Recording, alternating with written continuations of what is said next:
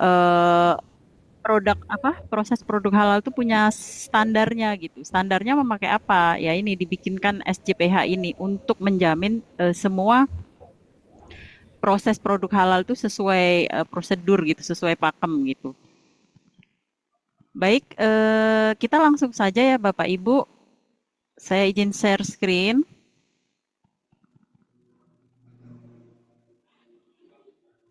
Sebentar, tadi ada titipan dari Bu Ayu. Maaf nih panas banget tempat saya.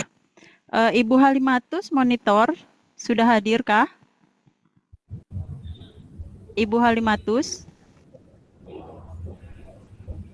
halo, Ibu Halimatus sudah hadir? Oh, nggak ada ya. Baik, kita anggap saja beliau tidak hadir. Baik, saya izin menyampaikan materi menyusun manual sistem jaminan produk halal atau SJPH dan menyiapkan daftar bahan halal. Kalau tadi Bu Dewi sudah menyampaikan tentang sistem apa sih sistem jaminan produk halal itu, apa sistemnya bagaimana, prosedurnya bagaimana. Nah, ini sekarang kita mau prakteknya gitu Bapak Ibu. Bagaimana menyusunnya kalau ibaratnya kalau tadi materinya, teorinya, sekarang kita akan praktek bagaimana membuat manual sistem jaminan produk halal itu gitu. Jadi ibarat elektronik, ibarat produk elektronik, produk apapun, gadget dan lain sebagainya itu kan produsen saat memproduksi itu kan pasti dilengkapi dengan manual ya. Jadi sebagai guidance kalau mau make gitu, kalau konsumennya mau memakai gitu. Nah, demikian juga di produk halal gitu, dibikin manualnya. Jadi kita udah tahu ada guidance-nya cara memproduksi produk halal itu gimana caranya gitu, dibikin manualnya. Nah, manual itu penyelia halal lah yang harus menyiapkannya gitu. Makanya tugas penyelia halal itu tidak tidak main-main ya gitu. Dan seperti yang tadi sempat disinggung oleh eh, Pak Arifin ya, Direktur Halal Institute, Kepala Harian Halal Institute, itu bahwa tanggung jawabnya itu dunia akhirat gitu. Jadi tapi masih kadang itu masih banyak yang take it for granted gitu, meremehkan gitu.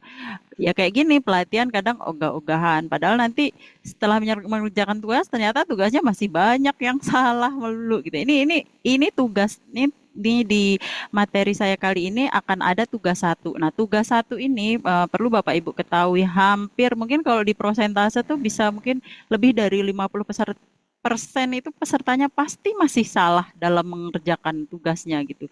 Jadi mohon sekali Bapak Ibu untuk menyimak baik-baik. Kalau belum paham mohon bertanya gitu. Jadi jangan jangan disambi dulu, mohon fokus gitu agar agar apa? Agar pertama yang paham. Jadi saat nanti terjun sebagai atau menjalankan tugas sebagai penyelia halal itu benar-benar tahu apa-apa yang harus dikerjakan. Kemudian saat mengerjakan tugas tuh biar bisa sekali langsung benar gitu loh. Kan enak ya, Bu. Nggak menghabiskan waktu. Fasilitator sebenarnya juga seneng kalau peserta itu sekali selesai, sekali beres gitu, sekali langsung oke gitu, nggak harus revisi-revisi lagi. Bapak Ibu capek, kita juga fasilitator tuh pasti juga akan ini mengoreksinya juga perlu effort lebih gitu. Itu ya Bapak Ibu.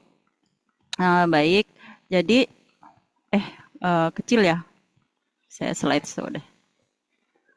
Nah, apa tujuan kita mempelajari cara menyusun manual SJPH dan menyusun daftar bahan halal itu, yaitu peserta mampu menyusun dokumen penerapan SJPH dan kelengkapannya.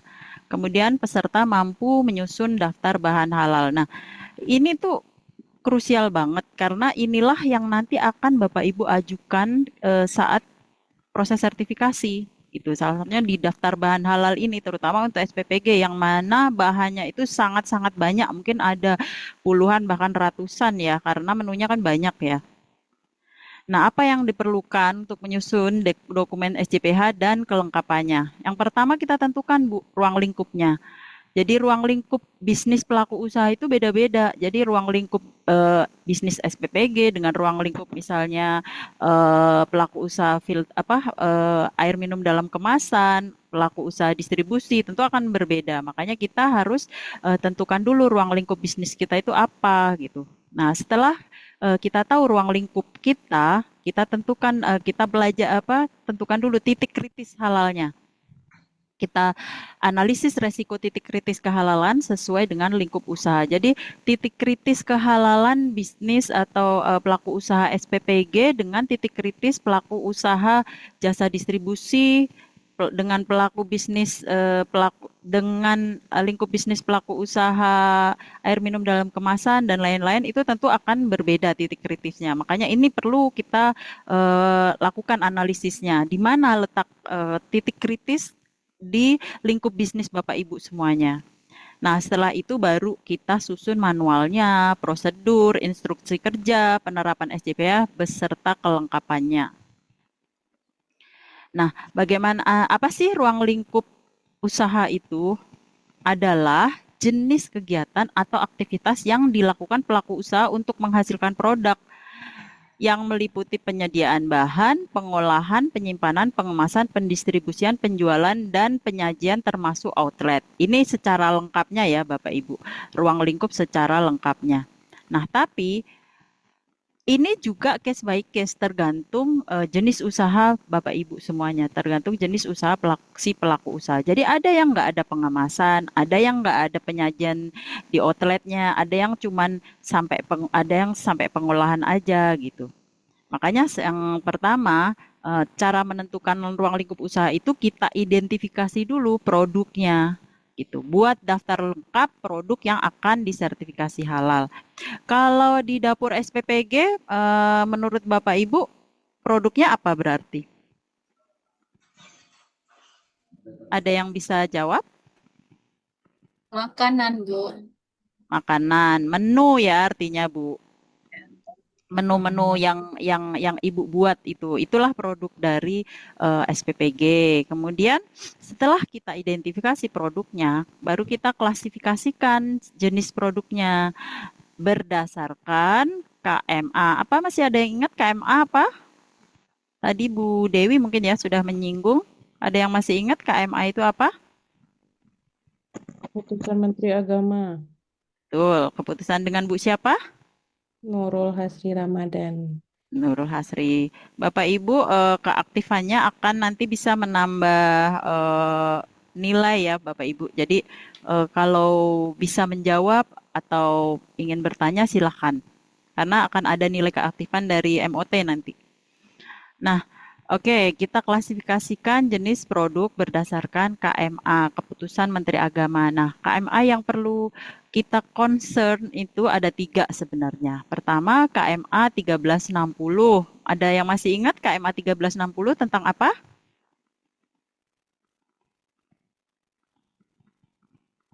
Tentang produk-produk positif list. Produk-produk positif list itu produk-produk yang tidak memerlukan dokumen pendukung, tidak memerlukan sertifikat halal karena dia sudah bisa dibilang sudah pasti halal. Apa sih itu yang sudah pasti halal itu? Bahan-bahan segar, bahan-bahan alam segar, misalnya buah-buahan segar, sayur-sayuran segar, kan itu dari alam ya langsung. Tapi kalau sudah diproses, misalnya buahnya itu sudah menjadi buah kaleng, nah dia tidak lagi menjadi positive list, dia akan masuk ke KMA salah satu KMA ini. Nah, kalau makanan minuman KMA itu jadi ada 3, KMA 1360 tentang apa berisi produk-produk positif list, bahan-bahan segar, mineral, bahan tambang itu termasuk positif list yang sama sekali tidak mengalami pengolahan atau penambahan zat apapun.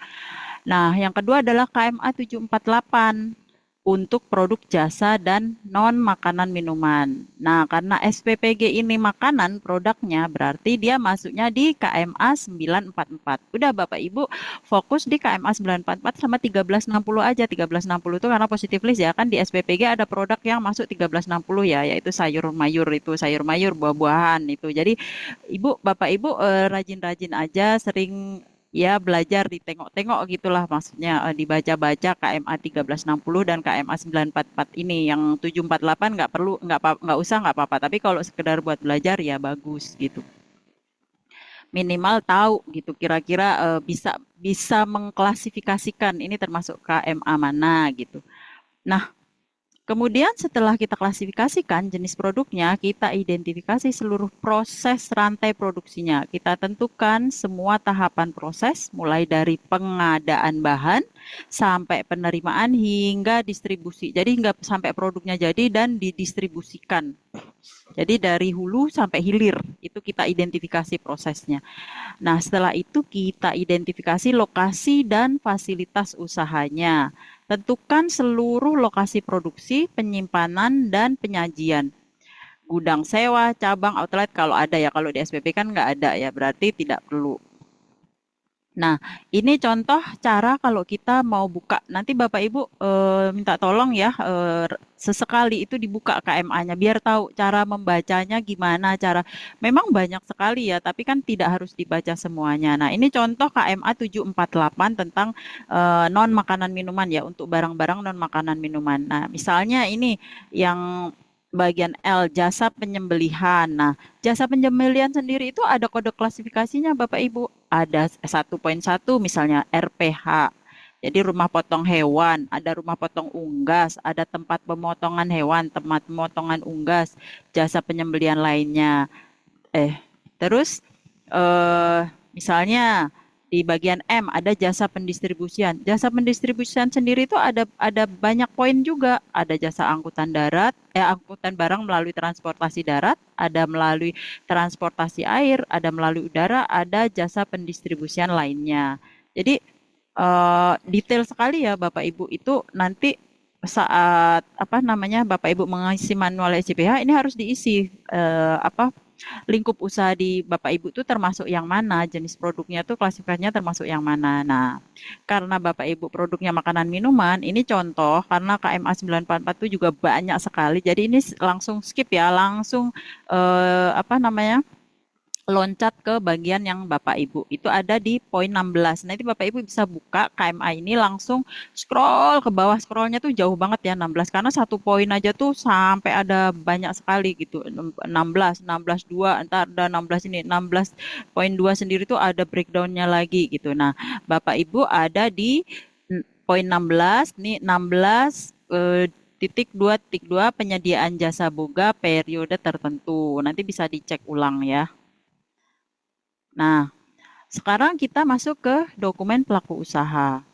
Dokumen pelaku usaha itu adalah dokumen sistem yang ada di pelaku usaha yang di dalamnya mencakup struktur organisasi, lingkup usaha, legalitas usaha, dan menggambarkan sistem manajemen yang diterapkan.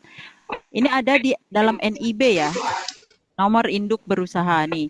Ini ada nama pelaku usaha, ada alamatnya, ada ini semuanya lengkap ya Bapak Ibu. Di sini ada skala usahanya, ada kecil, mikro, menengah, besar. Nah, kalau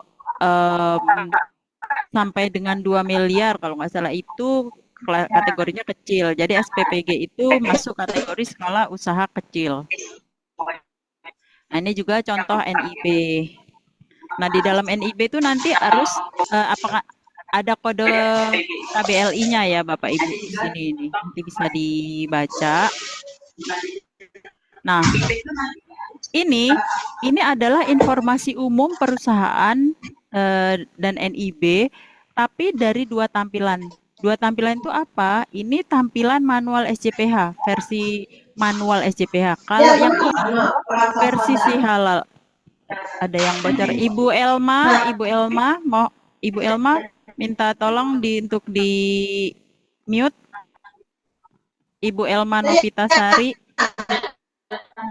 Ibu Elma Novitasari. Minta tolong di mute ya Ibu. Oke, kita teruskan.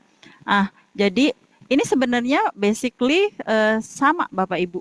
Informasi yang termuat di sini itu sama. Tetapi ini versi manual SJPH. Jadi Bapak Ibu nanti harus pertama menyiapkan manual SJPH, kemudian menginput juga ke si halal untuk mengajukan. Karena kan pengajuan sertifikasi halal itu sekarang online melalui aplikasi yang namanya si halal. Mungkin Bapak Ibu ada yang sudah pernah dengar atau bahkan sudah punya akun si halal? Ada di sini? Ada yang punya akun si halal Bapak Ibu? Atau mungkin pernah dengar? Saya pernah dengar, Bu. Bu Lia ya, pernah dengar ya, tapi belum punya Ibu akunnya. Dulu saya pernah daftar sebenarnya jadi pendamping si halal itu. Cuman Oh, karena LP3H ya Ibu. ya waktu 2025 itu. Oh, iya iya iya iya. Iya. Ya sebenarnya sama sih Bu. Maksudnya akun sialannya sama, cuman bedanya kalau LP3H itu kan untuk self declare ya Ibu. Iya, Untuk jadi ada perbedaan dalam pengisian dan poin-poinnya. Tapi betul. akunnya sama ya kayak seperti ini, tapi nanti tinggal dipilih self declare gitu kalau LP3H ya. Kalau Ibu kan Betul, penyelia halal kan nanti yang dipilih reguler ya, harus betul. reguler begitu. Baik, gimana Ibu? Tapi udah pernah nginput-nginput belum? Belum. Oh, belum. Cuman pernah ikut pelatihan terus sudah dapat sertifikat juga, cuma saya belum pernah mendaftarkan ini Oh, gitu. KKM. Oh, gitu. Baik, besok akan belajar Ibu tentang bagaimana cara menginput, akan ada materi tentang si halal ya, Bapak Ibu ya, jangan khawatir. Baik. Jadi saya teruskan. Jadi Bapak Ibu ini versi manual SCPA, ini versi si halal. Nah, sekarang kita lanjut bagaimana menganalisis resiko titik kritis kehalalan. Yang pertama kita identifikasi dulu titik kritisnya. Titik kritis ketidakhalalan itu adalah suatu kondisi di mana terdapat kemungkinan bahan yang berasal dari bahan haram atau najis, atau kondisi di mana kemungkinan fasilitasnya terkena kontaminasi bahan haram atau najis, atau kemungkinan proses yang tidak memenuhi standar halal. Jadi apa namanya, kontaminasi itu bisa kemungkinannya banyak Bapak Ibu terjadinya. Bisa dari bahannya, bisa dari peralatannya, bisa dari manusianya, bisa dari prosesnya. Jadi banyak. Makanya itu kita harus identifikasi titik kritisnya kalau SPPG itu kira-kira di mana gitu. Biasanya di mana? Kalau menurut Bapak Ibu titik kritis dari SPPG itu di mana? Ada yang bisa bantu jawab untuk Banyak titik kemungkinan, kritis? banyak kemungkinan Ibu. Ya, Kemungkinan boleh disebutkan kemungkinan satu oke atau dua. Mhm. oke kemungkinan Dengan bisa Pak jadi Rian. kontaminasi silang. Oke, Kontaminasi silang tadi mungkin pisau mungkin yang digunakan tadi habis kita motong daging dipotongkan lagi sama buah gitu. oke. Hmm, Daging atau apa juga itu, bisa Pak? bisa Kalau bisa daging daging sapi ayam kan ada tidak, ya kalau bisa daging ayamnya halal bisa kan daging nggak apa-apa, ayam Pak. Ibu. Ini juga Ibu, maaf, maaf. Bisa Ya, juga terjadi kayak kita kan mau ngoles-ngoles tuh pakai apa namanya itu? Ngolesnya mungkin terbuat dari bulu babi mungkin. oke. Ya Dioleskan ke betul. ayam gitu. Oke, Mm, Bu. betul. Betul sekali. Terima kasih, Pak Rian. Betul. Yang terutama yang itu ya, mengoles pakai kuas itu kan ada yang terbuat dari bulu babi ya. Makanya itu masuk berarti kontaminasinya dari sisi fasilitas ya, fasilitas produksi ya, peralatan ya gitu. Ya, Ibu. Mak Betul.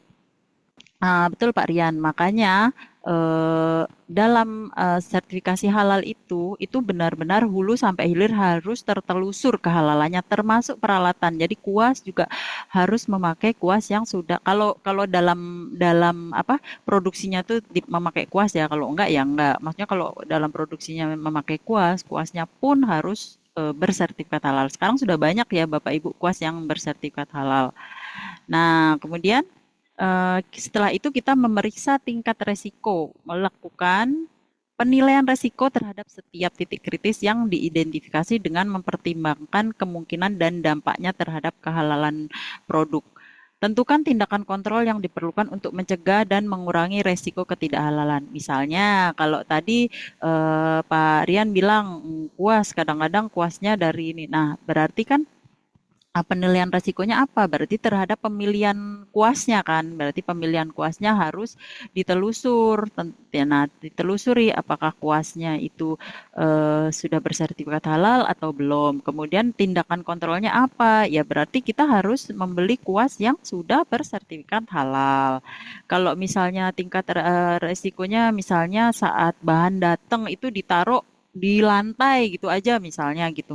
Nah, itu kan potensi resiko ya, resiko misalnya orang dari luar masuk ke ruang penerimaan bahan, alas kakinya tidak tahu habis menginjak apa di luar sana gitu. Nah, itu potensi resiko, tingkat resikonya lumayan tinggi itu untuk terjadi kontaminasi najis gitu. Mungkin dia habis menginjak kotoran apa, di situ nanti kita naruh sayuran, naruh buah yang baru datang gitu. Nah, tindakan kontrolnya apa? Mungkin bisa ditaruh di palet, nggak lagi main ditaruh aja di lantai kalau bahan datang gitu. Itu cara melakukan penilaian dan kemudian menentukan tindakan kontrolnya. Nah, sekarang bagaimana menyusun manual prosedur instruksi kerja penerapan SJPH dan kelengkapannya. Yang pertama, manual SJPH. Apa sih manual SJPH itu? Manual itu berarti kan panduan sebenarnya ya. Nah, itu artinya dokumen perencanaan yang menggambarkan cara perusahaan untuk memenuhi kriteria SJPH sesuai dengan ruang lingkup perusahaan. Jadi manual itu dibuat agar produk yang dihasilkan pelaku usaha itu memenuhi kriteria SJPH, sistem jaminan produk halal, sesuai dengan ruang lingkup perusahaannya. Artinya kalau dalam hal ini SPPG kan, ruang lingkupnya pengolahan menu-menu ya, mengolah menu sampai jadi, sampai didistribusikan. Nah, jadi perencanaannya itu berarti dari mulai penyusunan daftar bahan, kan kita mau misalnya kita mau membuat menu apa namanya capcay gitu kan, kita berotomatis kan kita susun dulu daftar bahannya tuh apa, capcay itu apa, penyusun bahannya apa, kita buat tuh daftar bahannya dulu. Nah, itu semuanya masuk dalam dokumen perencanaan, direncanakan step by stepnya sampai kemudian pembelian, sampai barang datang dicek, apa bahannya datang dicek, kemudian pengolahannya, penyimpanan, misalnya bahannya disimpan dulu terus diolah, kemudian dikemas, didistribusikan gitu, penjualan atau didistribusikan. Kalau di SPPG kan nggak penjualan ya, langsung didistribusikan gitu. Dan jadi disesuaikan dengan ruang lingkup pelaku usaha. Nah, kemudian prosedur. Prosedur itu artinya dokumen yang menggambarkan langkah-langkah. Jadi tadi setelah direncanakan di manual SPA itu direncanakan, kita buat prosedurnya, prosedur langkah-langkahnya, SOP-nya gitu.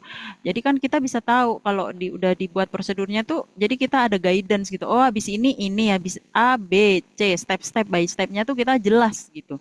Kalau nggak ada prosedurnya mungkin bisa ke skip-skip. Jadi bisa-bisa produk yang dihasilkan tidak memenuhi kriteria SJPH gitu. Makanya setelah tadi direncanakan, kemudian kita apa namanya susun prosedurnya sesuai dengan persyaratan SJPH. Nah, setelah susun prosedurnya, kita breakdown lagi yang lebih detail menjadi instruksi kerja.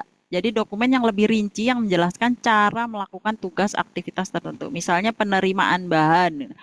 Instruksi kerjanya apa? Nah, saat menerima bahan, bagian gudang, bagian penerimaan barang harus cek dulu di daftar bahan halal. Apakah bahan yang datang itu sudah sesuai dengan yang diorder, sesuai dengan PO, kemudian sudah sesuai dengan daftar bahan halal. Misalnya di PO itu pesen tepung segitiga biru gitu. Cek ternyata begitu datang, dicek dulu juga di daftar bahan halal, PO-nya sudah sesuai dengan daftar bahan halal, apakah benar tepung segitiga biru sudah sesuai. Kemudian dicek yang datang benar nggak tepung segitiga biru, bukan tepung merek lain, misalnya kayak gitu. Nah, itu di breakdown Bu, di Bapak Ibu dibikin menjadi sebuah instruksi kerja. Nah, dokumen-dokumen yang telah dibuat itu dipastikan harus mengacu pada kriteria SJPH.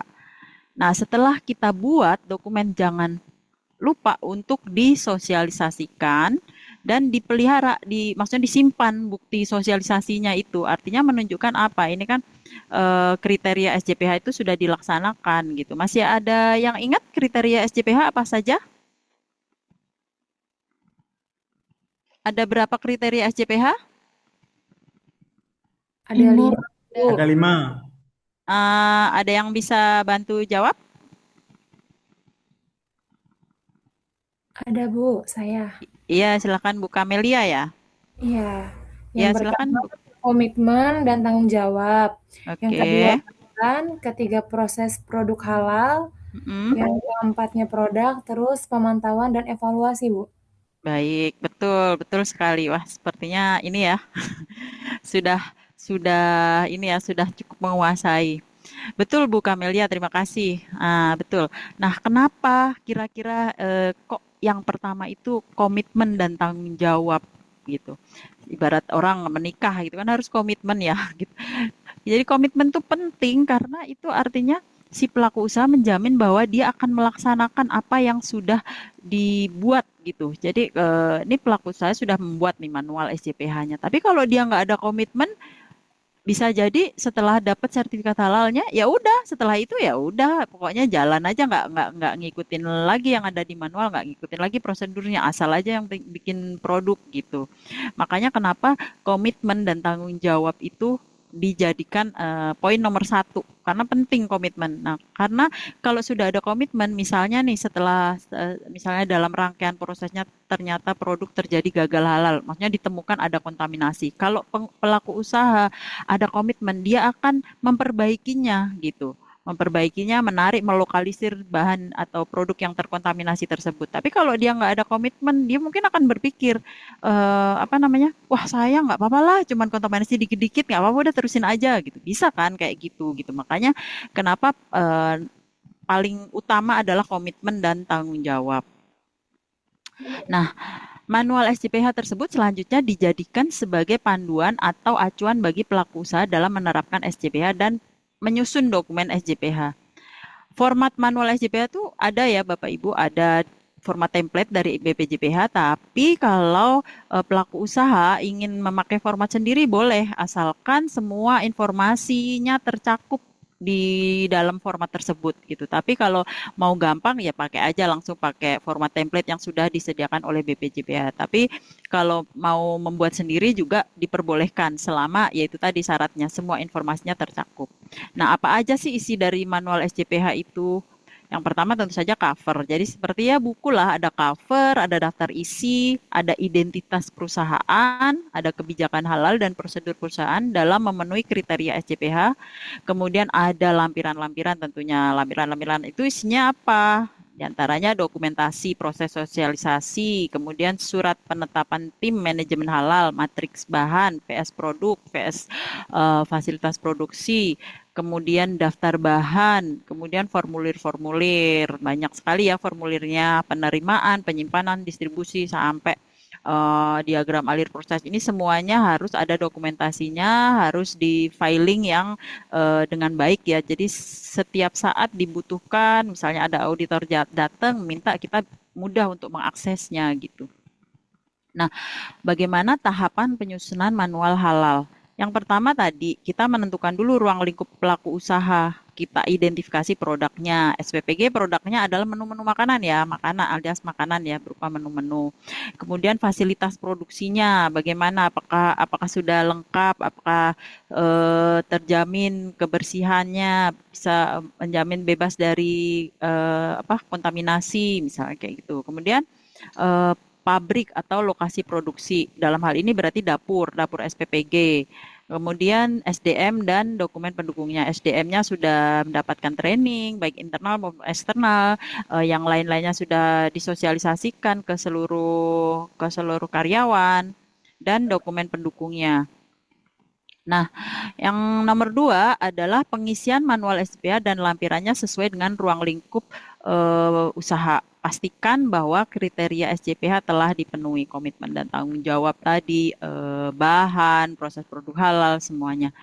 Nah, setelah itu baru kita implementasikan manual SJPH yang telah dibuat, yaitu dibuatkan prosedur, SOP tadi di breakdown lagi jadi instruksi kerja, kemudian lakukan perekaman aktivitas. Perekaman aktivitas bisa berupa foto, kemudian dari form-form dan dicatat aktivitasnya. Dan kemudian kita periksa performa dari setiap kebijakan atau SOP yang telah tertuang. Maksudnya performa itu apakah SOP yang kita udah buat itu sudah dilaksanakan gitu.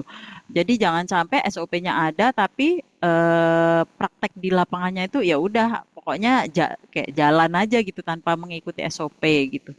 Nah, untuk itu kita perlu juga lakukan audit internal yang dipimpin oleh si penyelia halal. Penyelia halal itu salah satu tugasnya kan melakukan audit internal sebagai auditor internal ya, untuk memastikan SJPH sudah diterapkan dan dilaksanakan dengan konsisten.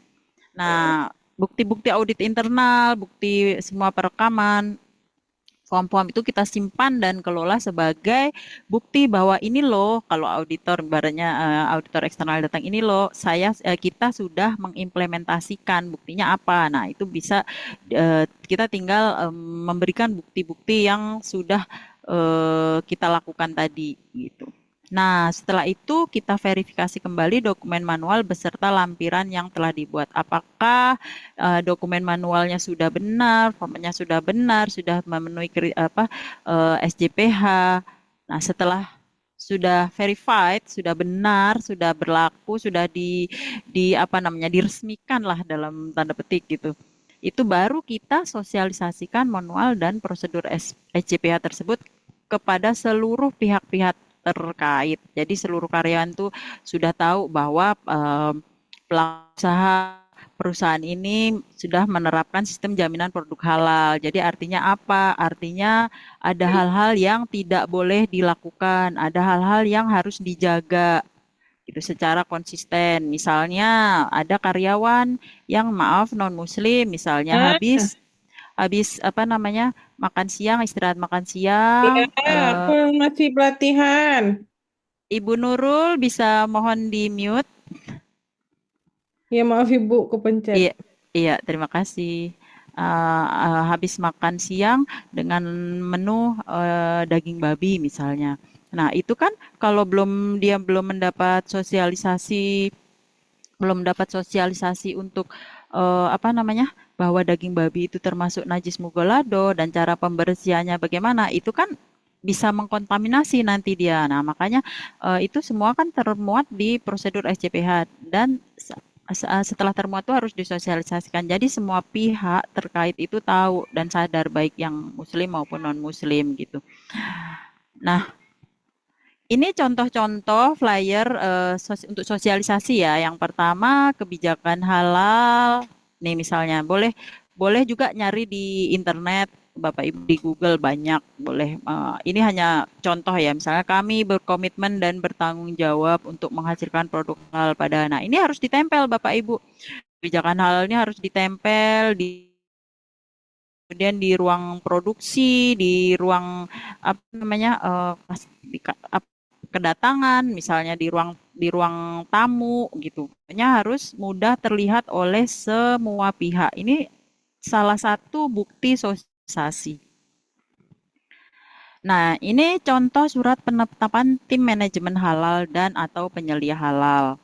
Jadi siapa yang menjadi penyelia halal itu harus ditetapkan ya Bapak Ibu, nggak bisa hanya kamu aja penyelia halal, yang nggak bisa kayak, tapi harus melalui surat keputusan resmi berupa surat keputusan penetapan tim manajemen halal dan atau penyelia halal. Jadi misalnya tadi misalnya Ibu Kamelia gitu, Kamelia sebagai penyelia halal, nah, itu harus ditetapkan dalam sebuah surat resmi dan ini harus dimasukkan di mana ya, karena kalau nggak ada surat keputusan resmi misalnya saat Bapak Ibu mengajukan sertifikasi halal, saat dicek oleh auditor, dia pasti akan menanyakan gitu. Kalau nggak ada, pasti akan jadi temuan yang harus dilengkapi. Itu misalnya Ibu Kamelia, jabatan penyelia halal, posisi di tim, ini bisa ketua, bisa anggota ya Bapak Ibu. Tidak harus penyelia halal itu sebagai ketua, bisa anggota. Misalnya Kepala SPPG sebagai ketuanya, kemudian Pak Nugroho atau Ibu Kamelia sebagai penyelia halalnya sebagai anggota. Tapi memang idealnya itu penyelia halal itu ketuanya ya, karena kan dia yang akan memimpin audit internal, yang akan memimpin pelaksanaan sistem jaminan produk halal tersebut gitu. Jadi idealnya memang dia pemimpin, tapi juga ini semua tergantung kebijakan dari pelaku usaha. Jadi tidak wajib, tidak harus sebagai ketua, tapi memang idealnya gitu. Nah, ini beberapa contoh materi dan evaluasi pelatihan internal. Jadi, di dalam lingkup pelaku usaha sendiri itu harus saat sebelum mengajukan sertifikasi halal itu sudah ada implementasi evaluasi pelatihan internal. Jadi Bapak Ibu sebagai penyelia halal tuh boleh ngasih pelatihan internal, kemudian nanti dievaluasi, dikasih soal-soal tuh yang ikut pelatihan, seberapa paham mereka menyerap atau memahami materi-materi atau sosialisasi yang sudah kita berikan. Tapi kalau nggak cukup pede gitu, boleh untuk memberikan pelatihan internal, boleh meminta tolong pada lembaga pelatihan atau kepada pihak-pihak yang dinilai kompeten untuk melakukan pelatihan internal. Yang jelas yang memberikan pelatihan internal itu harus orang yang sudah mengikuti pelatihan ya Bapak Ibu. Artinya dia sudah memiliki cukup pengetahuan untuk bisa memberikan pelatihan internal. Nah, ini juga contoh sosialisasi. Nah, saat pelatihan internal itu juga harus ada recordingnya nih seperti ini. Daftar hadir, opening meeting, eh, apa namanya? Sebentar.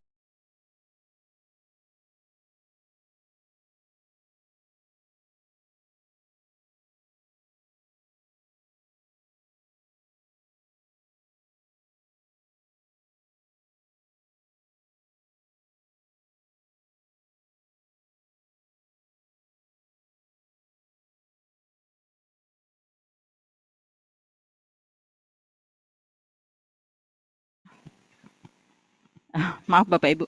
Nah, ini contoh daftar hadir, ini contoh recording ya, ada dokumentasi gitu. Jadi saat ini bukti bahwa sudah melakukan pelatihan internal, ini buktinya ada daftar hadirnya gitu.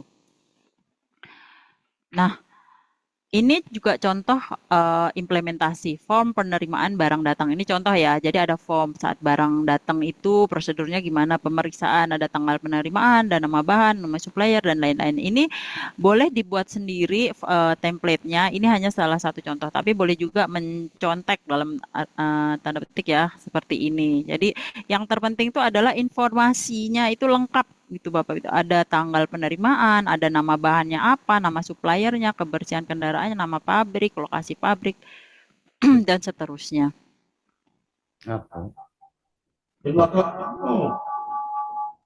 Nah, ini juga contoh implementasi. Pikir kamu tuh kok. Ini Pak Ivan minta tolong untuk di-mute. Ini contoh layout atau denah produksi. Nanti Bapak Ibu dalam tugas 1 itu ada apa namanya?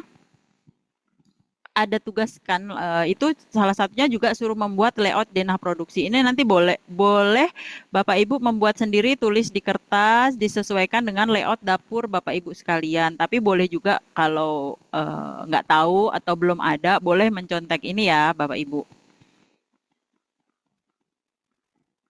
Nah, ini juga contoh diagram alur proses produksi. Misalnya mau bikin ayam goreng gitu, misalnya produknya ayam, misalnya ayam digoreng, ayam ada ayam goreng, ayam kecap, ayam balado. Itu kan prosesnya masing-masing ya. Nah, kayak gini, penerimaan daging sapi gitu. Kalau Bapak Ibu di SPPG nanti buat tugasnya secara ini aja, secara umum. Bikin diagram alurnya. Secara umum tuh maksudnya gini, dari penerimaan bahan diterima, kemudian di proses pemasakan, pemorsian, misalnya kayak gitu ya, sampai pendistribusian. Jadi secara umum aja, nggak usah per menu gitu, nggak apa-apa. Untuk di tugas 1. Tapi harus dibuat ya Bapak Ibu. Nah, kemudian ini prosedur penerapan SJPH. Pelaku usaha wajib memiliki dan menerapkan prosedur pelaksanaan PPH secara tertulis dan terdokumentasi sesuai dengan ruang lingkup SJPH di pelaku usaha, yaitu prosedur bahan, penggunaan bahan baru, pembelian bahan, pemeriksaan kedatangan, dan penyimpanan. Jadi, Bapak Ibu, saat kita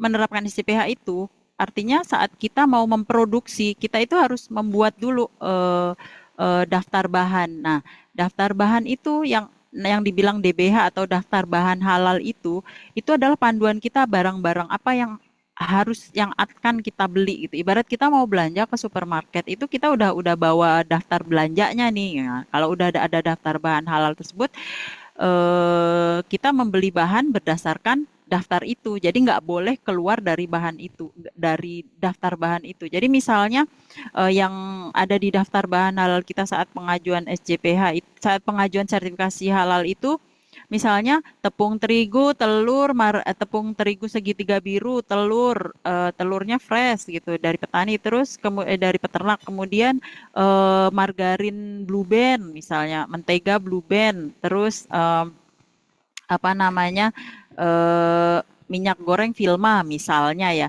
Nah, kemudian suatu saat minyak goreng merek Vilma itu ternyata kosong gitu. Nah, saat mau penggunaan bahan baru itu nggak boleh langsung kosong terus kita mau membeli merek lain. Itu nggak boleh Bapak Ibu. Meskipun merek lain yang akan kita beli itu juga sudah bersertifikat halal. Itu nggak boleh. Maksudnya nggak boleh serta-merta, nggak boleh langsung main ganti.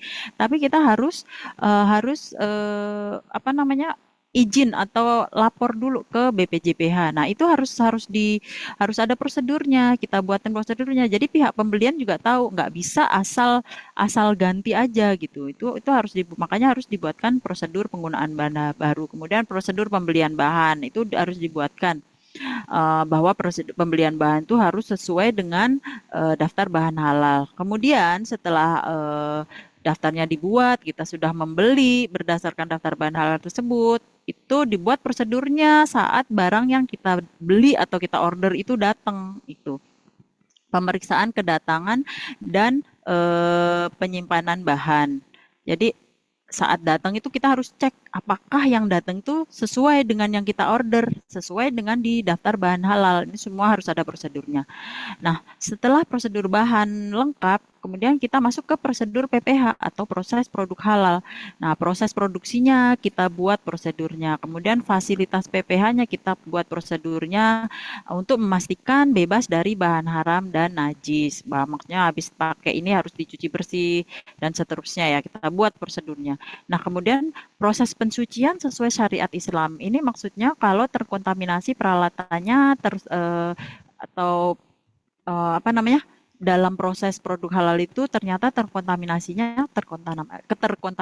najis berat atau najis mugoladoh misalnya, yaitu tadi tidak sengaja karyawan non muslim habis makan dengan lauk daging babi, dia concernnya biasanya kan hanya higienitas ya, habis dari luar masuk ruang produksi concernnya ya udah cuci tangan pakai sabun, padahal kan kalau daging babi kan artinya najisnya najis berat artinya najis mughalladoh. Nah, pensuciannya kan harus sesuai syariat Islam yang 7 kali, yang salah satunya dengan tanah atau, nah ini kan kalau tidak disosialisasikan kan tidak tahu, makanya prosedurnya harus dibuat dan disosialisasikan, serta jangan lupa fasilitasnya disediakan gitu. Jadi jangan hanya sosialisasi, nanti giliran dia mau cuci tangan yang dengan prosedur sesuai syariat Islam dia kebingungan nyari tanahnya, nyari itu bingung. Jadi harus prosedurnya dibuat, sosialisasinya dilakukan, fasilitasnya disediakan gitu. Nah, setelah itu baru masuk ke prosedur produk. Prosedur produk itu meliputi ketelusuran produk dan penanganan produk yang tidak sesuai kriteria halal. Ketelusuran produk itu ya maksudnya dari hulu sampai hilir itu harus bisa dipastikan kehalalannya. Misal satunya tadi, misalnya kalau kita ternyata dalam prosesnya memakai kuas itu juga harus halal, bahannya harus dipastikan halal, prosesnya harus dipastikan bebas dari kontaminasi, terpisah proses pemrosesan produk halal dan non halal, peralatan tidak boleh bergantian, misalnya kayak gitu prosedur. Nah, penanganan produk yang tidak sesuai kriteria halal dalam sebuah proses produksi apapun itu ya, itu pasti ada kemungkinan sebuah produk itu gagal gitu. Misalnya produk pabrikan mobil itu bisa banyak kan, sering kan kejadian mobil ditarik dari peredaran karena kesalahan ini. Nah, sama di proses produk halal juga gitu, bisa terjadi produk yang gagal halal karena kontaminasi, entah karena terjadi kontaminasi saat proses produksi atau ternyata bahan yang datang tidak sesuai gitu. Artinya kan si produk itu sudah tidak memenuhi apa namanya proses produk halal, artinya menjadi produk yang gagal halal atau tidak sesuai kriteria halal. Nah, itu harus dibuat prosedurnya. Bagaimana cara penanganannya tuh gimana? Itu harus dibuat prosedurnya. Jadi jangan sampai eh, kita belum ada prosedurnya, saat ada produk ternyata, wah ini terkontaminasi, ini gimana nih cara penanganannya? Bingung akhirnya gitu. Nah, makanya sebelum terjadi harus dibuat dulu prosedurnya. Jadi sewaktu-waktu ada produk yang gagal halal tadi, kita sudah tahu bagaimana cara menanganinya. Apakah akan dimusnahkan, apakah jadi pakan ternak, ataukah atau diapain gitu. Makanya harus apa namanya? Dibuat prosedurnya. Jadi tidak bingung lagi gitu. Nah, tata cara pembuatan prosedur atau SOP. Pahami dulu aktivitas yang akan dibuat prosedurnya dan siapa personel yang terlibat. Misalnya, prosedur penerimaan bahan. Berarti apa namanya? Aktivitasnya apa aja sih di penerimaan bahan itu? Misalnya apa?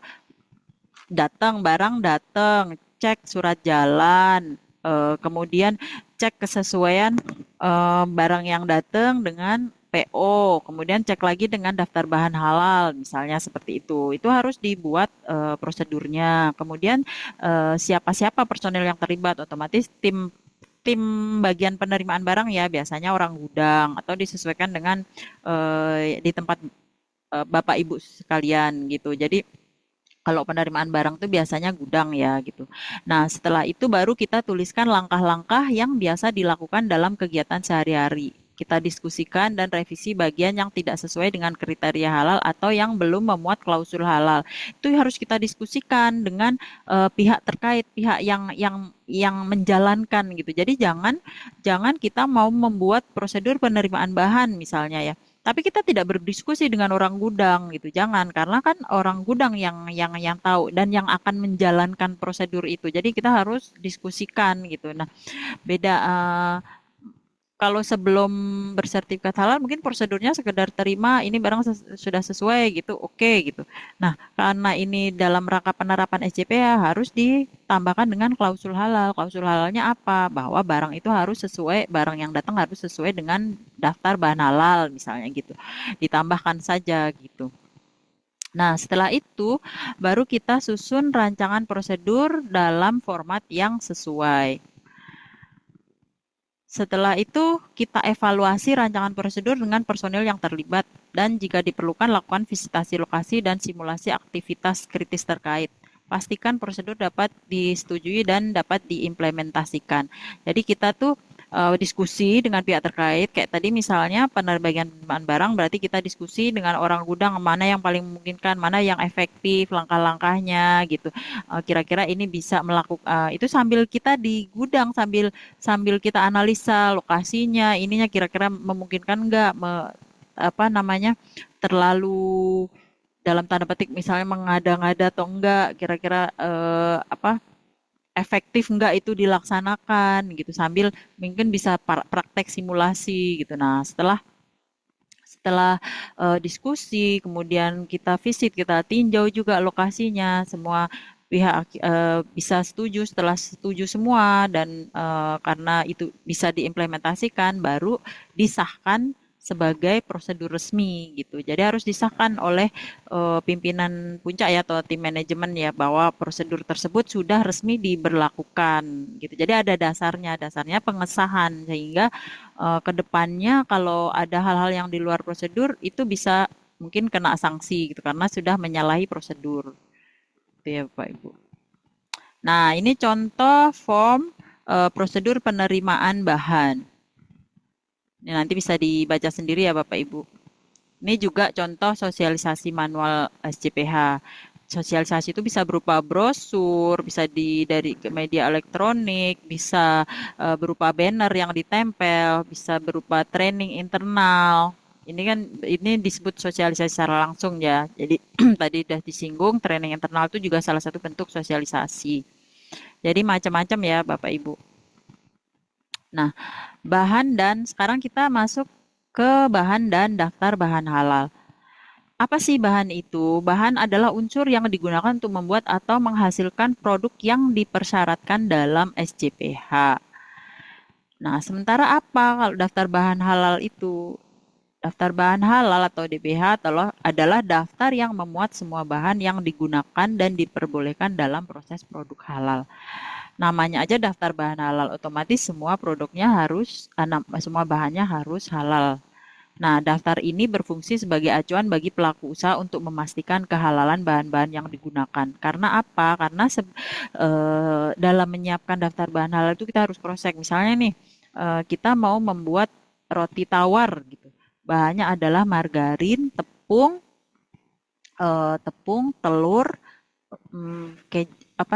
garam misalnya ya, garam gitu.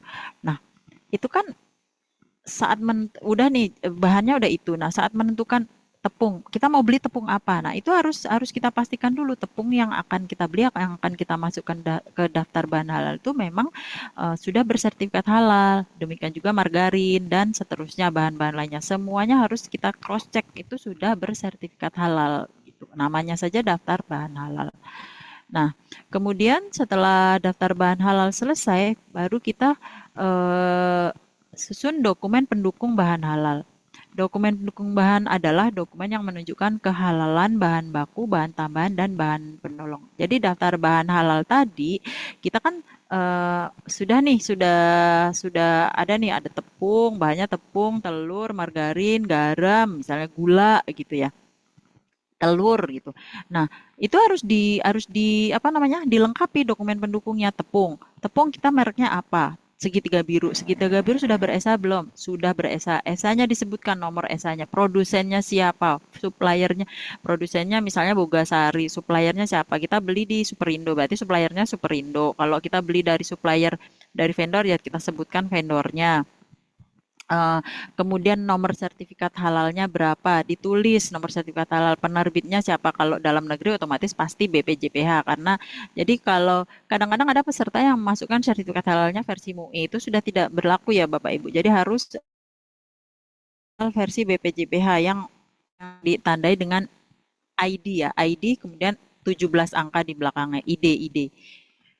ID 17 angka di belakangnya ya. Itu hanya satu-satunya sekarang yang berlaku dan diakui adalah sertifikat halal versi BPJPH. Nah, kemudian kalau ternyata bahannya tidak ada sertifikat halal tapi ada dokumen pendukungnya berupa COA atau Certificate of Analysis, itu juga untuk bahan tertentu diperbolehkan dokumen pendukungnya bukan berupa sertifikat halal.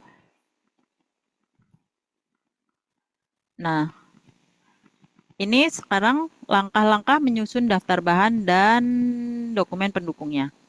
Yang pertama kita identifikasi dulu semua bahan yang digunakan.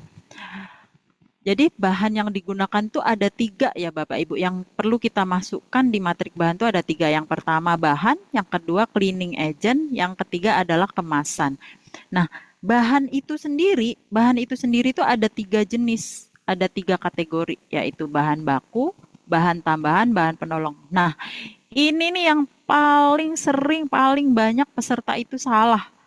Jadi semua waktu masukin tadi ya, bahannya margarin, tepung terigu, telur, margarin, garam, gula. Semuanya ditulis bahan baku. Kalau untuk pembuatan roti tawar, bahan bakunya apa kira-kira Bapak Ibu? Tepung. Ada yang Tepung. betul. Tepung ragi.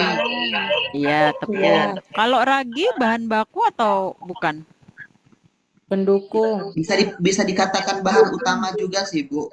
Kan kalau buat roti kan harus ada Bahan pendukung mungkin, Bu. Iya, betul. Bahan tambahan nih, Bapak. Bahan tambahan ya, yang benar. Bahan tambahan. Karena tanpa ragi, saya bisa kok bikin roti.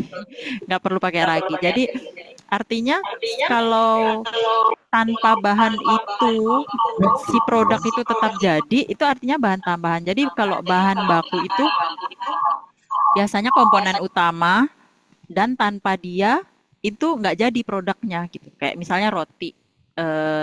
Tempe goreng, misalnya menu tempe goreng, tanpa tempe berarti kan nggak jadi tempe goreng gitu, artinya berarti bahan bakunya itu adalah tempe gitu.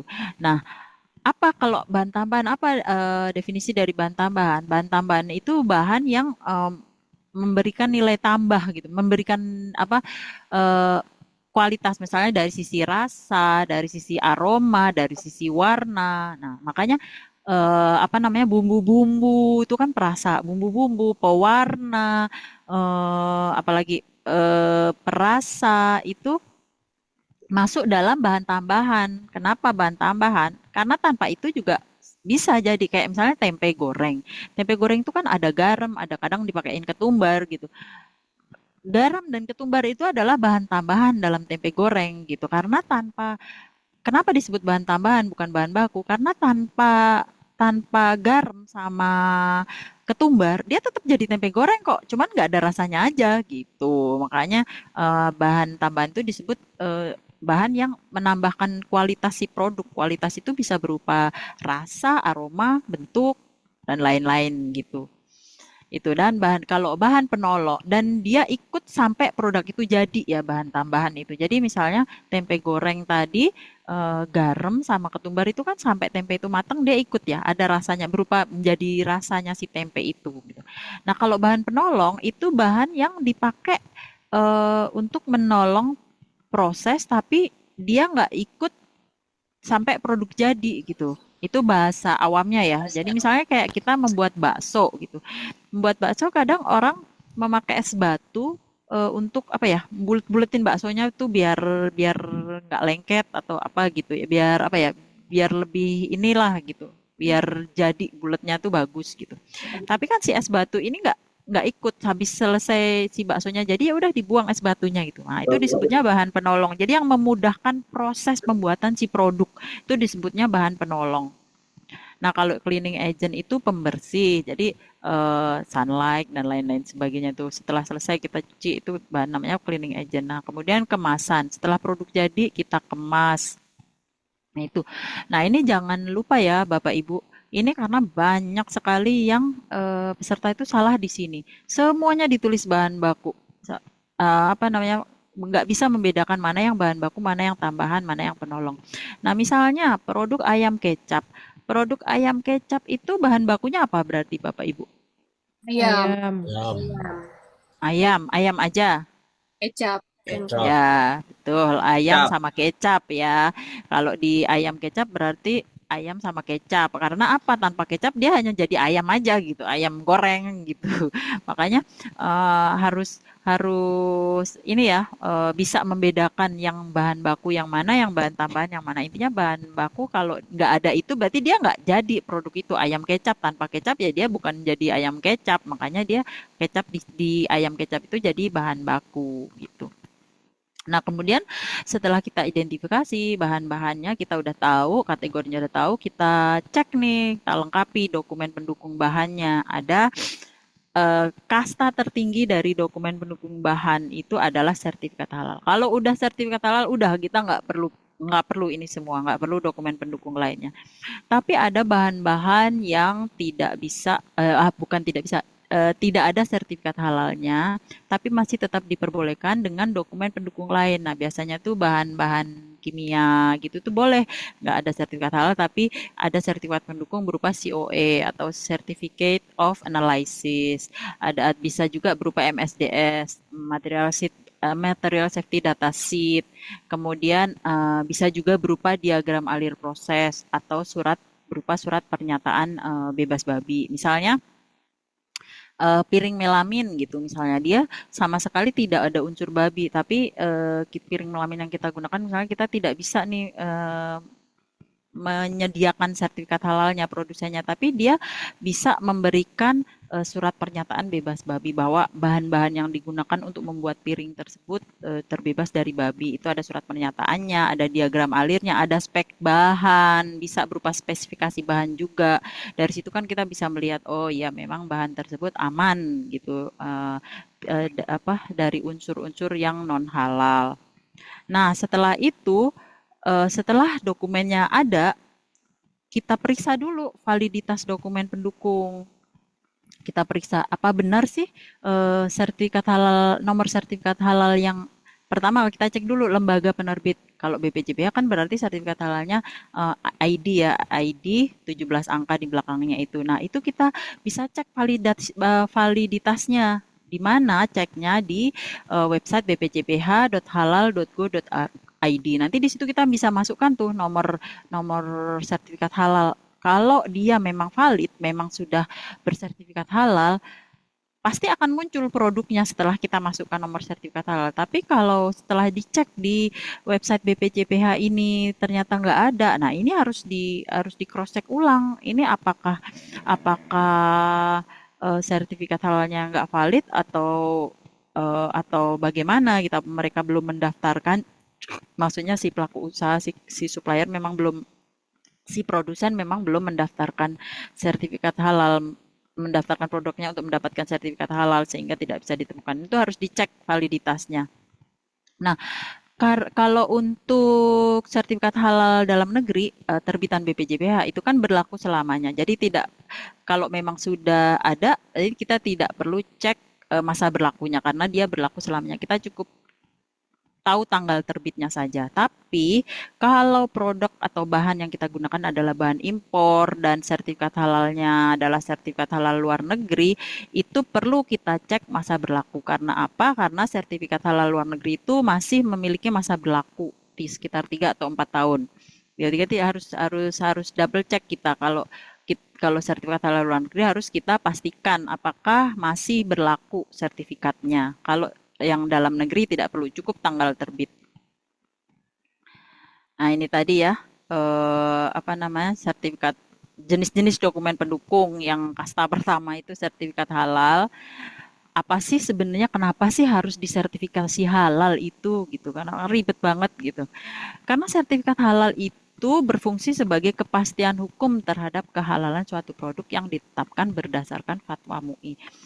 Karena ternyata setelah kita belajar tentang produk halal ini, ternyata halal itu kan tidak sesederhana yang kita bayangkan selama ini ya. Selama ini kita taunya sebagai masyarakat awam bahwa roti itu ya halal, kan bahannya cuma tepung, telur gitu. Tapi ternyata setelah kita belajar, ternyata banyak sekali komponen-komponen atau hal-hal yang bisa menyebabkan sebuah produk itu yang awalnya harusnya halal ternyata bisa tidak halal, bisa menjadi gagal halal gitu. Nah, itulah fungsinya sertifikasi halal itu, karena dengan sertifikasi halal itu kan semuanya dipastikan dari mulai bahan, proses, peralatan sampai distribusinya, sampai jasa transportasinya pun harus bersertifikat halal. Jadi telusur ya Bapak Ibu. Jadi harus dipastikan. Makanya sertifikasi halal itu fungsinya memberi kepastian gitu. Nah, ada pertanyaan begini, terus siapa yang bisa memastikan bahwa mereka benar-benar digunakan halal? Nah, itulah tugas dari penyelia halal. Makanya syarat pelaku usaha bisa mendapatkan sertifikasi halal itu adalah memiliki penyelia halal. Karena tugas penyelia halal inilah yang memastikan. Jadi kepanjangan tangan penyelia halal itu boleh dibilang kepanjangan tangan dari BPJPH untuk memastikan tiap pelaku usaha merilis atau yang akan mensertifikasi produknya itu dipastikan oleh si penyelia halal sudah memenuhi kriteria SJPH tersebut. Nah, dari si penyelia halal ada kepanjangan tangan kedua. Siapa? Auditor halal. Nah, jadi penyelia halal sebagai auditor internal memastikan dulu nih di tempat dia bekerja itu semua SJPH sudah diterapkan, proses produk halal sudah diterapkan. Nah, dia membuat laporannya, menyusun manual SJPH. Nah, itu diverifikasi oleh auditor eksternal dari LPH. Apa benar sudah dilakukan dengan sesuai standar, sesuai SJPH. Itu diverifikasi, divalidasi. Makanya sampai kemudian dari auditor setelah diaudit, setelah misalnya ada temuan sudah diperbaiki, kemudian di sidang fatwa keluar fatwa halal, baru keluar sertifikat halal. Nah, sedemikian itulah jaminan sebuah produk itu sampai bisa keluar sertifikat halalnya itu prosesnya sepanjang itu. Itulah jaminannya. Jadi kalau Bapak Ibu misalnya ada yang nanya siapa yang bisa menjamin, nah itu Bapak Ibu bisa jelaskan proses untuk mendapatkan sertifikasi halal itu sepanjang itu dengan double verification pertama dari Bapak Ibu sebagai penyelia halal, kemudian diverifikasi lagi dari auditor eksternal, kemudian divalidasi lagi melalui sidang fatwa gitu. Jadi dari auditor misalnya, maaf baterai saya. Misalnya dari auditor sudah oke nih, udah temuan sudah diperbaiki, misalnya diajukan ke komisi fatwa. Kadang dari komisi fatwa masih ada perbaikan lagi. Nah, gitu. Itu masih memungkinkan Bapak Ibu. Jadi sedemikian panjangnya rantai untuk sebuah produk itu bisa benar-benar dinyatakan sebagai produk halal. Jadi itulah jaminan yang bisa diberikan dari sebuah sertifikat halal. Kita juga jadi konsumen itu juga lebih tenang karena tahu untuk produk ini mendapatkan sertifikasi halal itu prosesnya sangat panjang melalui audit berulang gitu. Nah, kemudian makanya ini kasta tertinggi bisa dibilang sertifikat halal ini. Nah, tapi ada produk-produk yang memang tidak bisa diperbolehkan dokumen pendukungnya bukan berupa sertifikat halal, yaitu berupa tadi Certificate of Analysis atau COA. Apa sih COA itu? Itu COA adalah dokumen tentang kandungan fisika, kimia, dan mikrobial yang dikeluarkan oleh pihak ketiga, lembaga atau misalnya lembaga atau rumah sakit yang terakreditasi dalam melaksanakan analisa produk. Jadi lab lembaga atau rumah sakitnya ini tuh harus yang terakreditasi, nggak bisa sembarangan, misalnya laboratorium abal-abal misalnya kayak nggak bisa, karena harus mencantumkan juga nomor akreditasinya si laboratorium gitu. Nah, kemudian dokumen pendukung yang lainnya bisa berupa material safety data sheet atau MSDS. Ini adalah lembar petunjuk yang berisi informasi tentang komposisi raw material dari bahan kimia yang dikeluarkan oleh produsen. Nah, dari sini juga kita bisa tahu, oh bahan-bahannya ini. Termasuk ini yang nomor 4, spek bahan atau spesifikasi. Ini menyatakan deskripsi produk, proses, komposisi. Dari sini juga kita bisa ketahui bahannya memang bebas dari babi gitu. Apalagi nanti didukung dengan surat pernyataan bebas babi dari produsen. Ini semakin meyakinkan ya Bapak Ibu. Bisa juga berupa diagram alur proses. Dari diagram alur proses ini juga bisa kita ketahui tahapan-tahapan proses produksi yang dilakukan di tempat produsen, di si produsennya itu bisa menjamin produk bebas dari kontaminasi. Kemudian juga bisa berupa kuesioner. Kuesioner ini bisa kita buat sendiri ya Bapak Ibu sesuai keterangan-keterangan apa yang ingin kita ketahui. Nah, ini contoh dokumen bahan halal yang berupa sertifikat halal. Nah, yang tengah ini, mana kursor? Yang tengah ini adalah sertifikat halal dalam negeri, terbitan BPJPH. Nih, diawali ini nomor sertifikat halalnya ini, ID, ini ada 17 angka. Ini berarti sertifikat halal dalam negeri, sertifikat halal Indonesia. Nah, ini adalah contoh sertifikat halal luar negeri yang sudah diregistrasi dari BPJPH, sudah diregistrasi di BPJPH.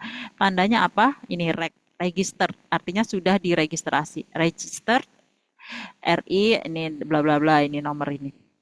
Nah, ini apa sih gitu. Jadi, sertifikat halal luar negeri itu, jadi produsennya kalau kita membeli produk impor yang sertifikat halalnya sertifikat halal luar negeri itu harus kita cek apakah dia sudah MRE atau sudah bekerja sama dengan BPJPH. Kalau dia sudah bekerja sama dengan BPJPH, itu tinggal register aja, tinggal diregistrasi ulang aja. Jadi sudah tidak perlu audit, nggak perlu, tinggal meregistrasikan atau mendaftarkan ke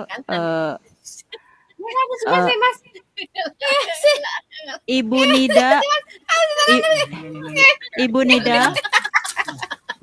Ibu Nidaus Sahidah, mohon tolong di mute ya. Ya. Nah, kalau sudah bekerja sama dengan BPJPH itu tinggal didaftarkan aja, diregister aja. Tapi kalau ternyata sertifikat lembaga halal luar negerinya itu, sertifikat halal luar negerinya itu lembaga halalnya belum bekerja sama dengan BPJPH, berarti dia harus mengajukan langsung. Jadi misalnya Rumania itu lembaga halalnya belum bekerja sama dengan atau tidak ada lembaga halal, misalnya sebuah negara tidak ada lembaga halal, berarti dia saat produknya mau masuk ke Indonesia itu produsennya di sana harus mengajukan langsung ke BPJPH. Nanti BPJPH akan mengutus atau mengutus auditor dan penyelenggara untuk mengaudit langsung ke negaranya gitu. Nanti diaudit di sana, baru setelah semuanya syarat terpenuhi, baru dia akan bisa mendapatkan sertifikat halal dari BPJPH gitu. Tapi kalau sudah bekerja sama, itu tinggal di register. Nah, itu harus dicek baik-baik sertifikatnya ya. Kalau sertifikat halal luar negeri harus dicek ini ini semuanya bisa dicek di tadi bpjph.halal.go.id.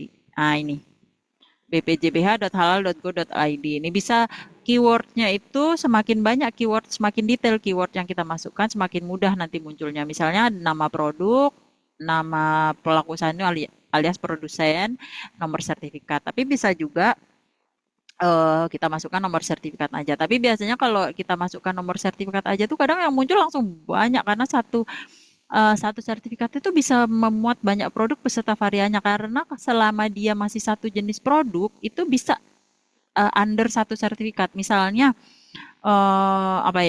selai merek Morin misalnya ya, itu satu sertifikat halal tapi variannya banyak, ternyata Morin, nanas, anggur, apa bla bla bla itu banyak. Makanya semakin detail nanti kan kita harus milih ya yang benar-benar tepat sesuai yang pakai. Jadi nggak bisa cuman Morin nomor ID ini. Morin yang mana? Morin kan ada banyak gitu. Makanya semakin detail yang kita maksudnya, misalnya Morin selai rasa nanas. Nah, itu kan detail ya. Itu plus nomor ID akan semakin, ini ada yang coret-coret ya. Akan semakin mudah muncul di BPJPH. Jadi keywordnya ini harus kita, kadang kita udah ketik tuh nggak muncul, makanya harus diganti-ganti aja keywordnya sampai benar-benar ketemu ya Bapak Ibu. Nah, ini adalah jam berapa ya? Maaf.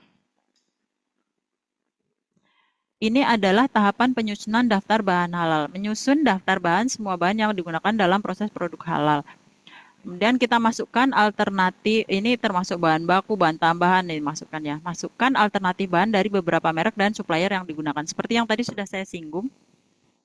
Saat kita mendaftarkan, membuat daftar bahan halal itu usahakan selalu memasukkan produk alternatif. Jadi misalnya minyak goreng, jangan hanya memasukkan satu merek gitu. Jadi misalnya merek Vilma, ya, usahakan selalu memasukkan produk alternatifnya, misalnya Rose Brand, Bimoli, terus apalagi minimal ya 4 apa 5 gitu. Karena apa? Karena saat misalnya si Vilma itu mengalami kenaikan harga atau kelangkaan stok, saat kita mau ganti tuh ya udah kita tinggal ganti dengan produk alternatif yang sudah kita masukkan. Jadi kita nggak perlu lapor lagi ke BPJPH, karena kalau kita tidak begitu, tidak membuat produk alternatif, itu kita nggak bisa main ganti sebelum kita meminta izin atau lapor ke BPJPH.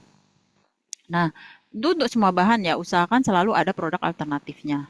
Kategorikan bahan sesuai dengan jenisnya, meliputi bahan baku, bahan tambahan, bahan penolong, bahan pembersih. Ini tadi sudah saya singgung ya, udah paham ya mudah-mudahan ya jenis kategori bahan. Kemudian kita lengkapi dengan nama produsen, negaranya, misalnya produsennya dari luar negeri gitu, nama produsennya apa, negara produsennya berarti dari mana, nama suppliernya. Lengkapi informasi dokumen pendukung meliputi lembaga tadi, SH-nya SH mana, kalau dalam negeri berarti nomor sertifikatnya ID, tanggal terbit, lembaga penerbitnya berarti BPJPH. Nah, ini contoh lampiran daftar matrik bahan ya. Nanti ini akan menjadi tugas Bapak Ibu. Ini nanti akan saya sudah share apa belum ya? Nanti kita akan coba untuk latihan.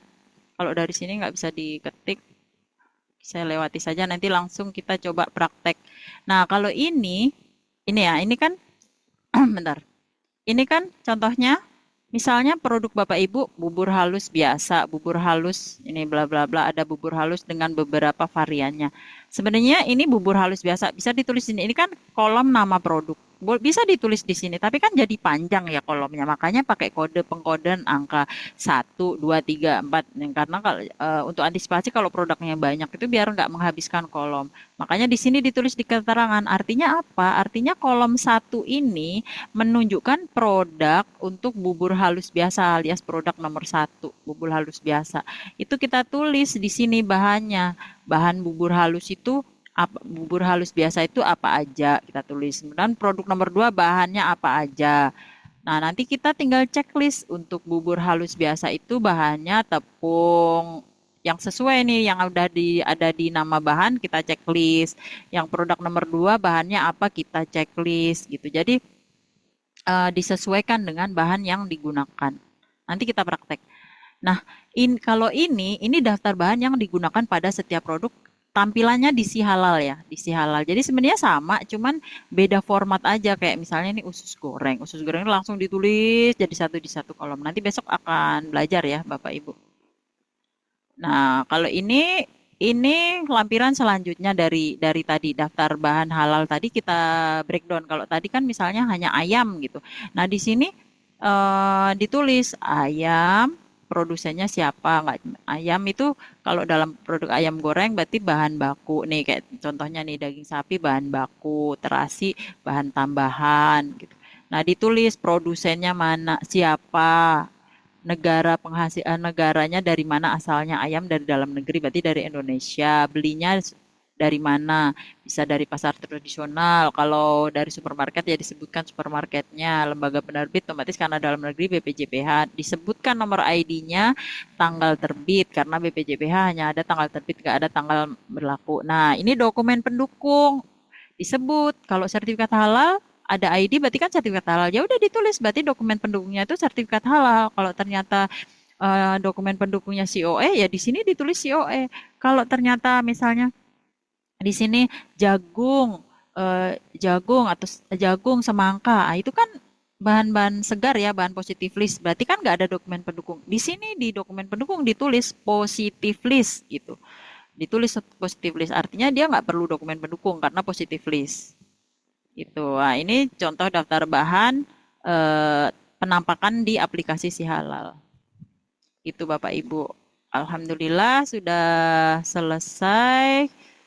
Ada pertanyaan dulu sebelum kita masuk ke apa latihan tugas.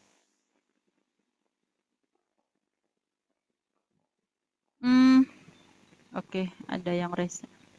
Bentar. Bu izin mau tanya. Oh ya, silahkan dengan Bu siapa? Lili, Bu. Ibu Lili. Ya, silahkan Bu Lili. Kalau kayak tempe, tahu itu perlu dicantumkan suppliernya gitu nggak, Bu? Iya. Suppliernya itu maksudnya Ibu belinya dari mana gitu. Oh iya. Misalnya dari pasar, ya udah pasar ditulis pasar tradisional gitu, Bu. Baik, Bu. Ya, ada lagi, Bu? Ibu izin bertanya. Iya, dengan siapa, Bu? Nurul Hasri Ramadan. Oh ya, silahkan Bu Nurul. Tadi Ibu bilang kalau usahakan ada produk alternatif jika bahan yang biasa digunakan itu tidak tersedia, Betul. agar tidak perlu lagi melapor kepada BPJPH. Nah, Iya, betul. maksud saya di sini yang mau saya tanyakan, apakah ada minimal atau maksimal bahan produk alternatif tersebut ditambahkan gitu, Bu? Oh, oke. Baik, Bu Nurul. Nggak ada sih, Bu. Sebenarnya nggak ada minimal, nggak ada maksimal. Cuman begini, makin banyak ya pasti kemungkinan besar akan berpengaruh di komponen biaya audit, komponen biaya LPH sebagai auditor dan kemudian sebagai auditor eksternal, kemudian mungkin ke BPJPH-nya gitu. Jadi misalnya ya kalau produk alternatif misalnya ya 3 sampai 5 masih oke, tapi jangan mentang-mentang suruh ini produk alternatif terus 20 misalnya kayak gitu kan agak ini ya Bu, selama masih 3 5 itu nggak apa-apa. Meskipun secara ini regulasinya nggak ada maksimal berapa, minimal berapa nggak ada Bu. Tapi itu berarti berpengaruh ke biayanya tadi ya berarti, Bu? Iya, ya bisa kalau banyaknya tuh yang terlalu banyak karena apa? Karena kan si auditor kan ngeceknya otomatis makin lebih banyak ya Bu. Oh Makin gitu. karena dia akan harus menelusuri sampai apa benar ini halal, apa benar ini apa namanya memenuhi daftar apa namanya kriteria produk halal gitu. Terima Gitu kasih Bu Bu atas Nurul. jawabannya. Sama-sama Bu. Silakan Bu Gadis. Iya, Ibu izin bertanya. Iya. Jika ditemukan ketidaksesuaian antara daftar bahan halal dan bahan yang digunakan di produksi, Hmm. itu bagaimana penyelesaiannya sesuai ketentuan SJPH? Oke. Nah, makanya tadi maaf tadi bahan ternyata tidak sesuai dengan daftar bahan halal ya. Iya, Ibu. Oke, makanya tadi saya sampaikan di materi di awal kita harus buat susun prosedurnya. Susun prosedurnya kalau ada bahan yang tidak sesuai dengan daftar bahan halal, misalnya nih yang sesuai dengan SJPH ya, kita harus lokalisir, harus di hold dulu, nggak boleh apa namanya, nggak boleh masuk ke rantai PPH, nggak boleh ikut dalam produksi. Kita hold, kita klarifikasi dulu, ini kenapa, jadi kita telusuri Bu, penyebabnya kenapa, kemudian kalau ternyata kesalahan pengiriman dari supplier, misalnya berarti prosedurnya kita kembalikan ke supplier, kita meminta ganti yang sesuai dengan eh, purchase order kita yang sesuai dengan daftar bahan halal itu tadi. Jadi prosedurnya kita buat sesuai dengan lingkup pelaku usaha, tapi yang tujuannya itu untuk memenuhi kriteria bahan halal tadi, Bu, gitu. Kalau bahannya ditemukan tidak sesuai dengan daftar bahan halal, ya berarti antara atau dikembalikan, kalau memang tidak memungkinkan diretur, ya dimusnahkan atau dijual ke apa konsumen yang tidak mensyaratkan produk halal kalau memungkinkan gitu atau dijadikan pakan ternak gitu. Makanya itu harus case by case ya Bu. Case-nya apa nih? Misalnya bahannya apa? Kalau memungkinkan diretur dan diganti dengan produk yang sesuai, diretur. Gitu. Makanya harus dilihat, ditelusuri penyebabnya apa. Kemudian dari situ kan baru ketahuan eh, apa penanganan yang ini apa intinya SOP-nya dibuat misalnya di bahan dilokalisir dulu misalnya kemudian ditelusuri penyebabnya apa nah nanti prosedurnya penanganan berdasarkan penyebab misalnya kalau penyebabnya karena kesalahan pengiriman dari vendor berarti penanganannya dikembalikan ke vendor minta tuker kalau ternyata eh, apa namanya tidak memungkinkan ditukar berarti itu si bahan harus dilakukan prosedur pemusnahan atau penjualan ke ya itu tadi yang saya sebutkan tadi yang tidak mensyaratkan produk halal misalnya kayak gitu. Gitu Bu Gadis. Oh ya, Eh, terima kasih, Ibu. sama-sama Bu. Ada lagi bentar ke maaf Bu. Pak Muhammad, kalau dapur kita membuat bumbu dasar racikan sendiri yang disimpan untuk persediaan beberapa hari, bagaimana cara pencatatan dan penamaan bahan racikan tersebut di dalam matriks bahan halal maupun di manual buat Oh, oke. Berarti ya ditulis bumbu dapur racikan gitu. Nanti suppliernya ya sendiri buat sendiri, tapi harus dipastikan bumbu dapur racikannya itu nanti harus disebutkan ya Bapak Ibu harus ada apa namanya diagram alirnya kan masing-masing produk itu. Kalau yang dia produk olahan ya. Kalau bumbu dasar racikan berarti nanti Bapak Ibu harus membuat cara pembuatan si bumbu itu gimana step by stepnya dan semuanya ada dokumen pendukungnya misalnya eh, bumbu racikannya misalnya hanya dari jahe, kunyit, ketumbar yang semuanya fresh ya berarti semuanya positif list tidak ada masalah yang penting kan dikasih keterangan gitu dikasih keterangan positif list gitu nah jadi nanti di breakdown dari bumbu ininya Bapak Ibu apa namanya nih bumbu racikannya itu di breakdown bahan-bahannya apa dimasukkan gitu. Bagaimana cara pencatatan dan penamaan? Gak apa-apa penamaannya bahan bumbu racikan. Nanti apa namanya, di breakdown bumbu racikan itu terdiri dari misalnya jahe, kunyit. Nah, nanti tinggal ditulis kalau itu memang bahan-bahannya yang dipakai bahan-bahan segar berarti ya positif list semua gitu. Siapa tadi? Pak Muhammad ya? Eh, sudah cukup jelas Pak Muhammad? Muhammad Anwar. Oke, satu lagi.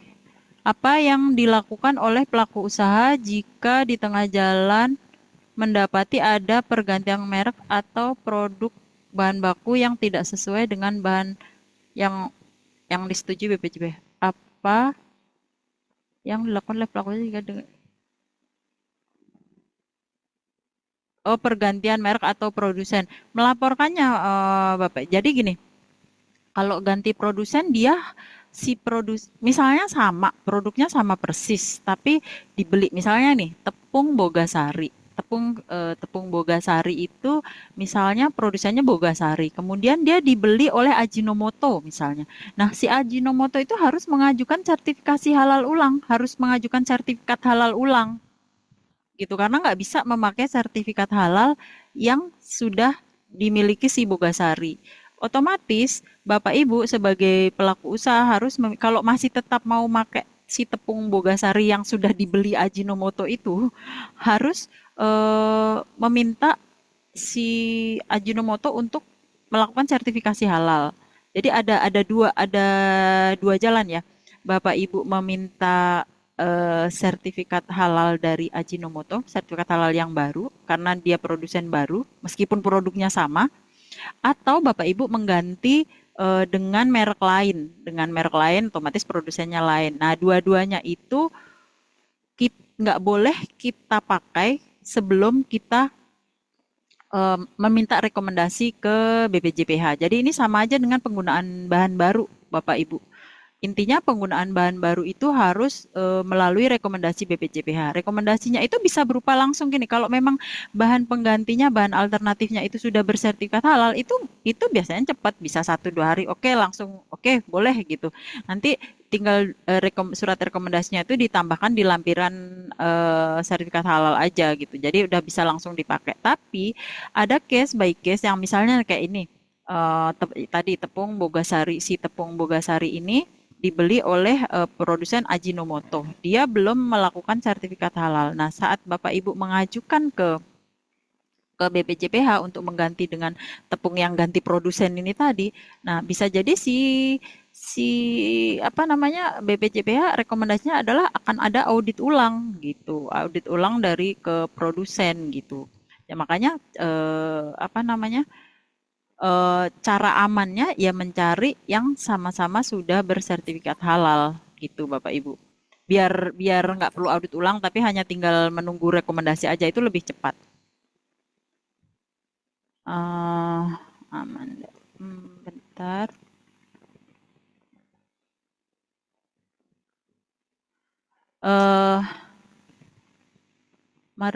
Pak Mardian, jika membeli bahan baku berupa ayam di pasar tradisional, itu pelaku usahanya masih UMKM. Jadi bagaimana untuk mengetahui nomor sertifikat halalnya?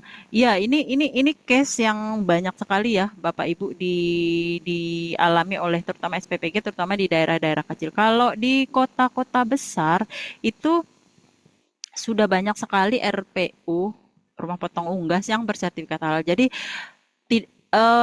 bisa dibilang nggak bisa ditolerir, harus satu-satunya jalan ya membeli dari RPU yang sudah bersertifikat halal, nggak bisa membeli. Tapi kalau di daerah-daerah yang mungkin terpencil yang mana masih sangat langka, masih sulit untuk mendapatkan RPU atau RPH yang sudah bersertifikat halal, itu sejauh ini yang saya tahu itu masih diperbolehkan untuk memakai surat pernyataan dari si apa namanya ya, pedagang ayam, maksudnya yang melakukan penyembelihan itu membuat surat pernyataan bahwa ayam ini disembelih sesuai dengan syariat Islam. Itu masih diperbolehkan. Kalau di daerah yang terpencil dengan pertimbangan sulit untuk mendapatkan apa namanya RPU yang bersertifikat halal gitu ya Bapak Ibu. Tapi kalau di kota-kota besar sudah tidak boleh ya karena sudah banyak sekali RPU yang bersertifikat halal. Tadi Pak Mardianto, Pak Rian, bentar ya, saya catat. Saya mendapati ada perbandingan dua beras. Satu berasnya ada label halal dan yang kedua berasnya berstandar top brand tapi tidak ada logonya. Apakah untuk menjadi top brand pada produk tersebut tidak harus melalui pendaftaran? Sebab yang kita tahu sekarang semua harus wajib, bukan hanya kualitas baik. Oh, oke. Kalau sebelum ini memang memungkinkan Bapak Ibu Pak Rian ya, sebuah produk dianugerahi top brand, maksudnya dia bisa berjualan tanpa bersertifikat halal. Tapi karena sekarang nanti per Oktober itu semua produk yang terkena kewajiban halal bisa dicek di KMA 748 maupun 944 mana-mana saja yang produk yang terkena kewajiban halal itu wajib bersertifikat halal. Jadi sudah tidak bisa lagi. Jadi dia tidak boleh beredar kalau dia tidak bersertifikat halal. Maksudnya begini, bukan berarti semua harus bersertifikat halal. Jadi dia harus memilih. Kalau dia tidak bersertifikat halal, dia harus memberikan dengan logo non halal atau mungkin kalau makanan yang mengandung babi dikasih logo kepala babi atau mengandung pork, mengandung lard gitu, misalnya lemak babi gitu. Intinya harus di statement tegas tanda bahwa si produk ini antara halal atau non halal, itu harus jelas, nggak ada lagi abu-abu no pork no lard, itu nggak boleh lagi ke depan. Restoran kan sering ya kita lihat no pork no lard, itu udah nggak boleh lagi ke depannya. Jadi antara Anda mensertifikat halal atau memberi tanda non halal, udah itu. Ya, termasuk beras ini Bapak. Jadi ke depannya mulai Oktober itu sudah wajib, tidak ada lagi produk beredar yang terkena kewajiban halal tapi dia tidak bersertifikat halal. Kalau tidak bersertifikat halal ya berarti silahkan dikasih logo non halal gitu.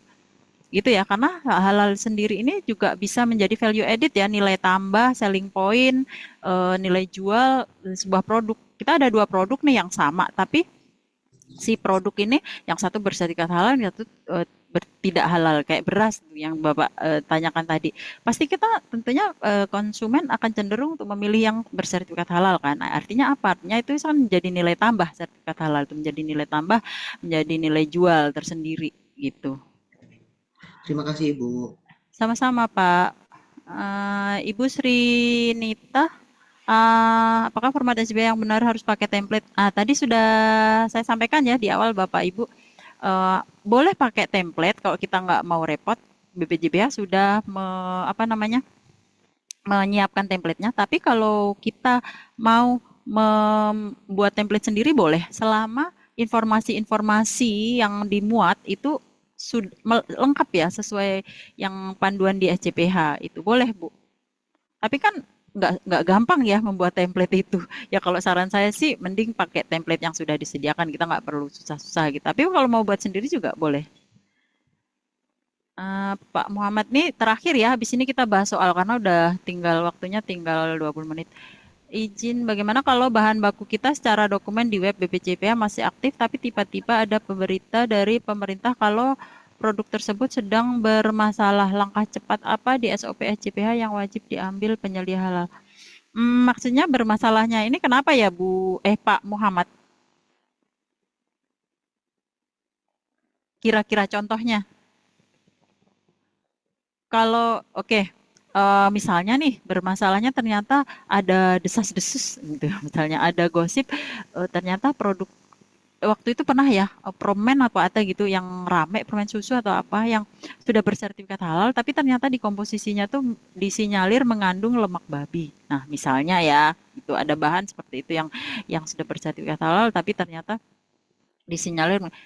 Ya langkah antisipasi kita stop dulu penggunaan itu, kita pakai bahan alternatif dulu gitu Bapak Ibu, untuk mencegah kerugian lebih lanjut sampai kita yakin atau pasti bahwa si produk atau si bahan yang kita gunakan itu benar-benar terjamin kehalalannya gitu.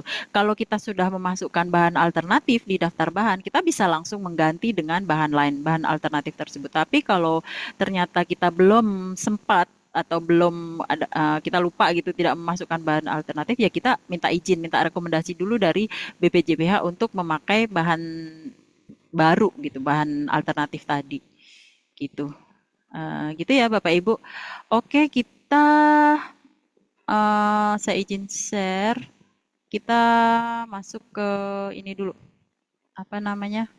Pembahasan soal. Tadi sudah saya kirim belum ya soalnya? Bentar.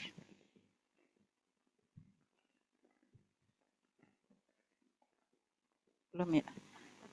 Tugas, bentar saya izin share dulu.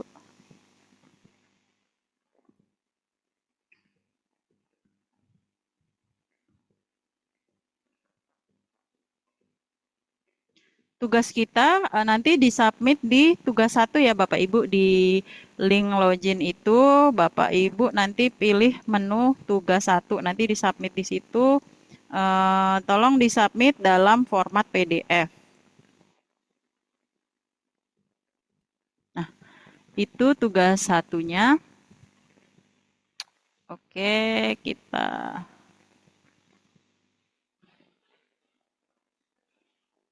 izin share screen.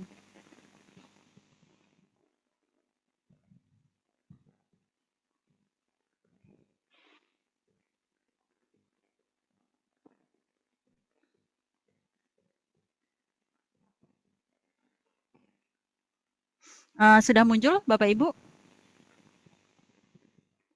Sudah, Bu. Sudah ya. Maaf saya nggak bisa pakai versi slide ya. Jadi agak kecil karena kalau versi slide nggak bisa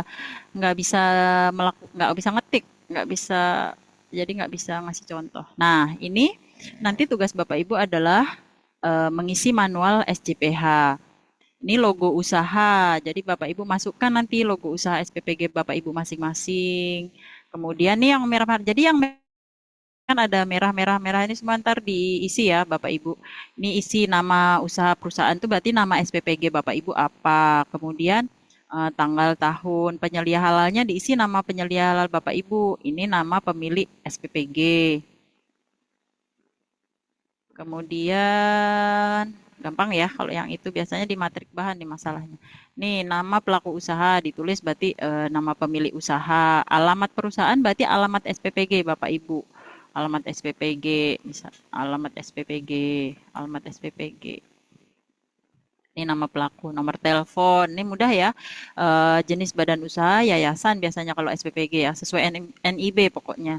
Kemudian skala usaha kalau SPPG itu kecil, jadi yang mikro dicoret. Modal dasar bebas lah, boleh diisi 500 juta misalnya. Boleh ya Bapak Ibu sambil saya menerangkan, nanti kalau ada pertanyaan silakan sambil bertanya. 500 juta asal usaha itu domestik dalam negeri kan. Penanggung jawab, ini nama pimpinan, nomor kontak. Ini boleh aspek legal boleh dikosongkan. Nama outlet dikosongkan karena kan nggak ada outlet ya. Ini nama pelaku usaha, alamat pabrik berarti alamat dapur ya. Nama penyelia halal berarti nama Bapak Ibu, nomor KTP boleh dikosongkan, nomor kontak diisi. Ini juga boleh dikosongkan. Nama produk berarti kan menu-menunya Ibu. Merek produk tuh nama SPPG Bapak Ibu ya. Jadi SPPG misalnya Podang apa gitu. Nah, jenis produk ini kita makanya kan KMA 944. Ini sudah disesuaikan nih. Nanti Bapak Ibu tinggal nyontek. Nih penyediaan makanan atau minuman dengan pengolahan rumah makan nih A16.1.2. Nanti Bapak Ibu boleh cek nih di KMA 944 di poin 16 di bagian A poin 16 ini Bapak Ibu bisa baca. Nah, jumlah pekerja, jumlah karyawannya ada berapa. Daerah pemasaran, kabupaten ya biasanya ya, atau kota boleh. Bukan provinsi kan, hanya di dalam kota kan. Nah, sistem pemasaran karena nggak dijual bebas ya, itu non-retail berarti, retailnya dicoret. Termasuk e-commerce-nya dicoret karena non-retail. Yang retail itu contohnya kayak Indomaret, Alfamart, Minimarket itu retail berarti. Kalau SPPG kan berarti non-retail. Nah, ini isi nama usahanya, nama SPPG. Pokoknya yang merah-merah ini diisi. Nah, kalau ini meliputi penyediaan bahan.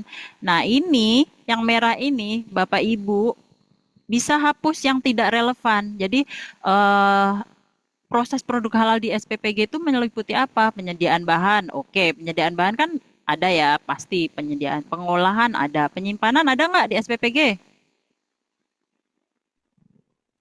Ada Ibu. Biasanya Penyimpanan ada. Sementara bahan Ibu, baku sementara basah Ibu. baru datang itu Ada Bu, bukan ada. disimpan di gudang basah sama Oh, gudang kering gitu, Bu. tapi kan langsung diolah kan ya. Artinya Ya, penyimpanannya bukan yang penyimpanan besok-besok enggak kan? Iya. Berarti Tidak. Ya, ya berarti kalau nggak yang ada bahan baku kering disimpan, Bu. kecuali bahan gimana? kering Ibu, kecuali bahan kering stok yang memang Oh, ada bahan cerai. Kan lebih. ini oke, ya udah kalau disesuaikan saja kalau memang ada berarti ada pengemasan ada ya, pemorsian itu ya. Pendistribusian nggak ada, penjualan nggak ada, adanya kan pendistribusian ada, maaf, penjualan yang nggak ada dan penyajian ya ini nggak. Jadi intinya yang nggak ada nanti Bapak Ibu silahkan hapus. Jadi yang merah-merah ini juga ini nama usaha itu nama SPPG. Ini kebijakan halal isi nama SPPG. Ini boleh tanggalnya misalnya Bekasi atau dari Serang atau dari Papua gitu dari mana ya sesuai sesuai lokasi SPPG Bapak Ibu. Kemudian tanggal bulan tahun boleh diisi hari ini. Ini, ini pemilik usaha tanda tangannya boleh pakai apa namanya ini ya Bapak Ibu apa namanya inisial inisial. Nah ini juga berbagai media komunikasi rapat ini oke, masuk. Jadi intinya yang merah-merah ini yang perlu diisi, diisi. Yang nggak relevan boleh dihapus. Silahkan dihapus atau dicoret, boleh. Nah, sekarang kita masuk ke... Ini tolong perhatikan baik-baik ya Bapak Ibu. Ini surat keputusan penetapan penyelia halal. Jadi seperti yang tadi saya sampaikan, penyelia halal itu ditetapkan melalui surat keputusan. Jadi resmi Bapak Ibu, nggak hanya asal kamu penyelia halal, nggak bisa kayak gitu. Jadi surat keputusannya ada sesuai penomoran perusahaan nih, boleh Bapak Ibu isi dummy aja nomornya. Namanya diisi nama Bapak Ibu. Jabatan Bapak Ibu apa di SPPG tersebut. Nah, Bapak Ibu lah berarti dengan misalnya Ibu Kamelia jabatannya aslap atau apa namanya chef gitu sebagai atau ahli gizi sebagai penyelia halalnya. Nah, setelah ditentukan penyelia halalnya, selanjutnya adalah surat keputusan penetapan tim manajemen halal gitu. Namanya tim berarti kan lebih dari satu kan. Berarti namanya ini boleh dimulai dari penyelia halalnya boleh, tapi biasanya dari ketuanya. Kalau ketuanya kepala SPPG ya berarti ditulis ini kan ini sudah saya tuliskan. Nah, ketuanya kalau ternyata penyelia halalnya ketuanya ya berarti ditulis pertama. Tapi kalau ternyata kepala SPPG-nya ya ditulis sesuai. Jadi jabatannya apa? Misalnya Pak Hartono misalnya ya. Pak Hartono jabatannya kepala kepala SPPG misalnya begitu. Nah, penyelia halalnya Ibu Kamelia misalnya tadi. Ibu Kamelia jabatannya apa? Misalnya ahli gizi. Nah, gitu ya, Bapak Ibu dan seterusnya. Misalnya ditunjuk dalam satu dapur itu yang jadi tim manajemen halal ada 5. Ya diisi 5 namanya siapa, jabatannya apa ya. Selebihnya itu anggota. Ya halal. Terus ini ditulis ya tanggal. Oke, udah ya. Udah ya yang itu. Nah, ini nih yang paling sering salah itu lampiran 4 dan 5. Nah, tugas Bapak Ibu adalah memilih minimal 3 menu saja. Nggak usah banyak-banyak, pilih menu yang paling simple. Pilih menu yang paling simple. Nah, biar mudah saya tentukan menunya tolong dicatat ya Bapak Ibu. Menu pertama adalah nasi putih. Menu pertama adalah nasi putih, menu kedua adalah ayam goreng, menu ketiga adalah tumis kangkung. Nah, itu ya Bapak Ibu, tugas Bapak Ibu itu. Tapi ini saya nggak akan membahas itu, saya contoh. Jadi ini dihapus. Ini dihapus. Misalnya nih contohnya ini tapi tugas Bapak Ibu tadi ya, nasi putih, ayam goreng, tumis kangkung ya. Tapi di sini nasi putih, ini sebagai contohnya ya, nasi putih, nila goreng, ikan nila goreng maksudnya. Nila goreng misalnya. eh sayur bayam, sayur bayam misalnya. Nah, tadi kan kita urut nih dari produk pertama dulu. Nasi putih itu bahannya apa Bapak Ibu? Ayo, waktu kita tinggal 10 menit nih, mudah-mudahan Beras, cukup. Bu, beras, Beras. Beras. Kira-kira kalau membuat nasi putih itu bahannya beras sama apa? air, Air, betul. Oke, sekarang kalau udah ya, nasi putih hanya beras sama air ya. Sekarang kalau nila goreng, itu bahannya kira-kira apa? ikan Nila, nila, minyak, Nila. Terus minyak goreng, minyak goreng. Terus bawang putih, garam, marinasi, oke, boleh bumbu marinasi. Oke, misalnya jeruk nipis. Ini ya contoh ya. Oke, sekarang anggap itu udah lengkap ya. Kemudian sayur bayam, apa? Bayam. bayam, Bayam. Terus Garam. air. Oke, air kan nggak ada di sini, nggak perlu ditulis lagi. Air terus apa lagi? Garam. Terus kecap lah, Bu. bawang putih ya. Bawang Bawang putih putih. apa bawang merah? Ya, misalnya pakai Bawang bawang putih, merah. bawang merah. Ya, oke. Ya, oke. Misalnya udah ini misalnya ya. Ini kita bikinnya biar cepat. Nah, ini tinggal kita checklist. Ingat ya Bapak Ibu, kolom 1 ini adalah untuk produk nomor 1. Ini sering banget salah gitu. Ini boleh ditulis di sini nasi putih, nila goreng, tapi kan jadi lebar. Makanya kita pakai pengkodean nomor. Tapi jangan lupa kolom 1 itu untuk produk nomor 1, nasi putih gitu.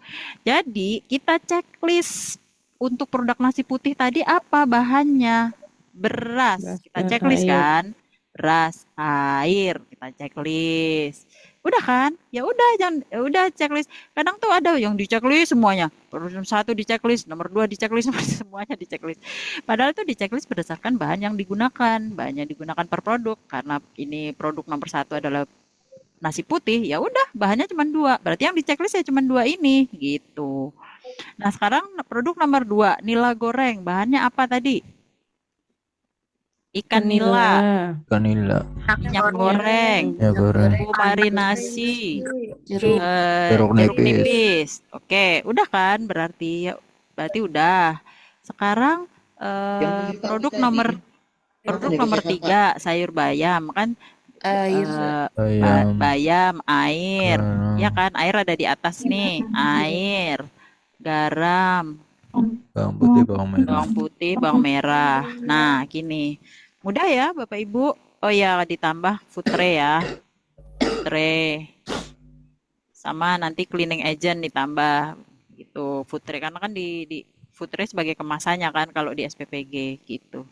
Paham ya Bapak Ibu? Tapi Bapak Ibu kan tugasnya nasi putih, ayam goreng, tumis kangkung. Biar tahu aja, biar agak beda aja. Kalau ini ntar takutnya nyontek plek-plek gitu.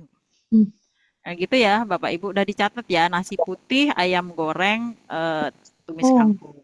Oke, ini kan kalau di lampiran 4 ini hanya dituliskan bahannya aja, hanya ditulis doang beras ya beras, air, ikan nila. Nah, di lampiran selanjutnya itu kita breakdown bahan yang ada di lampiran 4 itu kita tulis ulang di sini. Jadi kalau di sini ada bahannya ada 10, ya berarti di sini harus ada minimal 10. Kenapa saya sebut minimal? Karena di sini kan diisi nama bahan dan merek ya. Jadi misalnya beras cap koki misalnya, topi koki, beras cap topi koki. Nah, kalau Bapak Ibu mau memasukkan bahan alternatif, merek alternatif, berarti kan nomor 2 bisa beras cap apa misalnya FS misalnya ya, kan ada tuh beras merek FS. Berarti kan bisa lebih dari 10.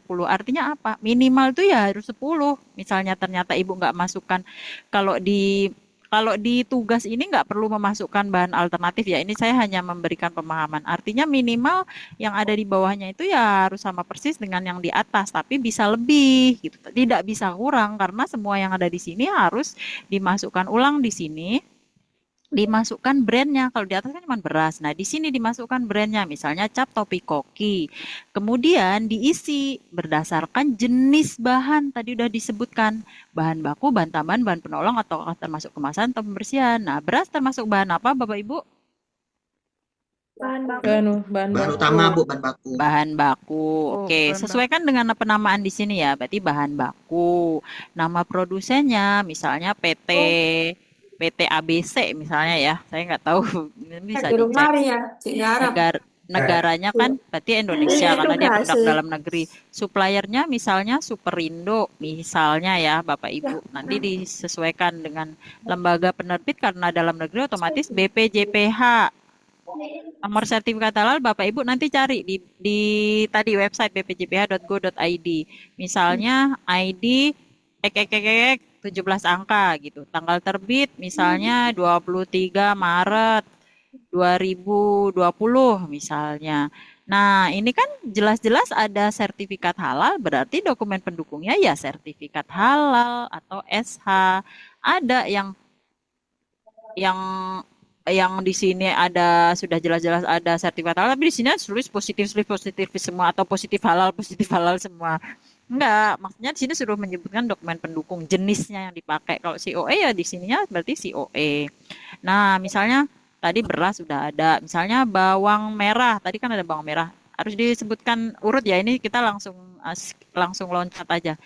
Kalau bawang merah berarti termasuk bahan apa? Bahan tambahan. Bahan tambahan. Ya, betul, bahan tambahan. Kalau ikan, bahan baku, berarti kan. Udah paham ya? Ini disebut sama tadi produsennya bawang merah, produsennya adalah petani kan. Bawang merah dari petani, negaranya Indonesia. Suppliernya dari pasar tradisional, misalnya belinya ya. Tradisional. Lembaga penerbit ini di strip, karena kan positif list ya. Ya, Strip. Di sini baru ditulis positif list. Ya, buah-buahan juga gitu. Buah-buahan segar kan positif list. Sama belinya dari mana gitu. Paham ya Bapak Ibu? Maaf kalau agak ngebut karena waktunya 3 menit. berarti air juga sama positif list kecuali air kemasan ya, Bu? Iya, betul sekali. Air sumur positif list. Air PDAM AM itu sebenarnya ada beberapa Pak Kiai yang meminta sertifikat halal, tapi mostly sih dia bisa masuk positif list gitu. Iya. Oke, udah jelas ya Bapak Ibu. Nah, sekarang ini laporan catatan pembelian untuk lampiran ini. Lampiran 4 ini minimal 3 menu. Tadi sudah saya tentukan ya, nasi putih, ayam goreng, tumis kangkung.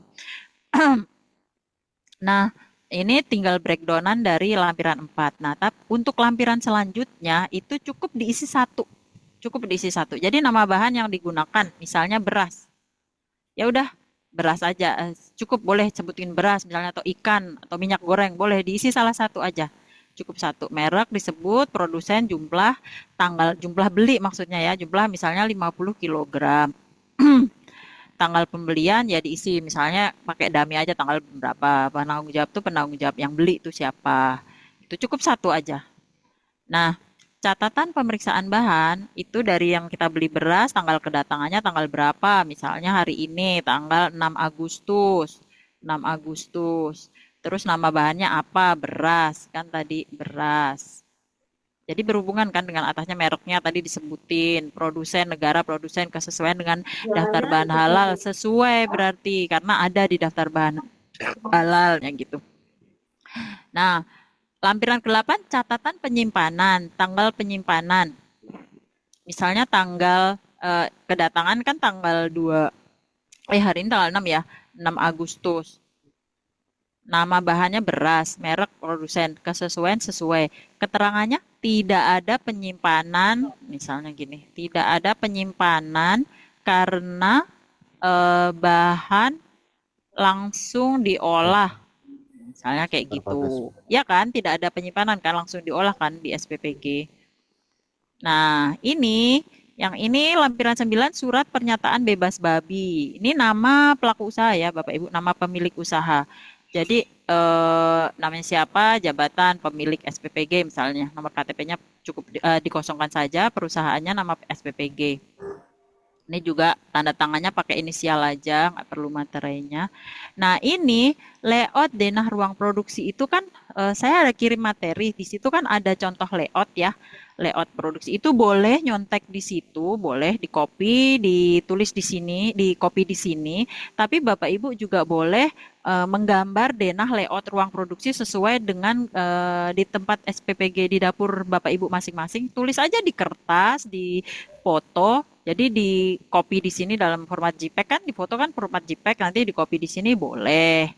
Mana yang lebih mudah aja buat Bapak Ibu gitu. Boleh copy dari materi slide materi yang sudah saya share. Kemudian diagram alir proses. Tadi sudah saya singgung. Diagram alirnya ini Bapak Ibu secara global aja. Jadi bahan dari penerimaan bahan datang penerimaan bahan, terus apa pencucian misalnya, terus kemudian pengolahan, kemudian pemorsian gitu. Disesuaikan dengan ini. Tapi di slide materi saya juga ada diagram alir proses. Boleh sekali lagi boleh nyontek dari situ, ambil dari situ, copy, taruh di sini boleh. Tapi membuat sendiri juga boleh, lebih baik. Nah, catatan hasil produksi ini juga tulis satu aja, tanggal misalnya tanggal hari ini, kemudian nama produk variannya nasi putih, kan tadi beras karena kan bahannya nasi putih gitu, misalnya jumlahnya misalnya 2000 porsi. 2000 porsi, kode expired 1 hari kan, berarti tanggal yang sama dengan ini, dengan masak kan, karena nasi kan hanya sehari. Kesesuaian dengan daftar produk sesuai gitu. Nah, lampiran 13 catatan penyimpanan produk. Dan kita masak hari ini, ya udah kita isi hari ini. Apa namanya? Tanggal yang sama, nama produk variannya nasi putih. Produknya kan nasi putih tadi, jumlah tadi misalnya 2000 porsi misalnya. Kesesuaian sesuai. Nah, penyimpanan karena tidak ada, tulis di keterangan produk tidak disimpan tapi langsung didistribusikan. Gitu. Itu ya Bapak Ibu. Pokoknya lampiran 6 sampai 14 kan kita harus diisi sampai lampiran 14 nih. Terakhir lampiran 14 itu cukup diisi satu aja. Tanggal hari ini, catatan distribusi, nama produk. Tadi nasi putih.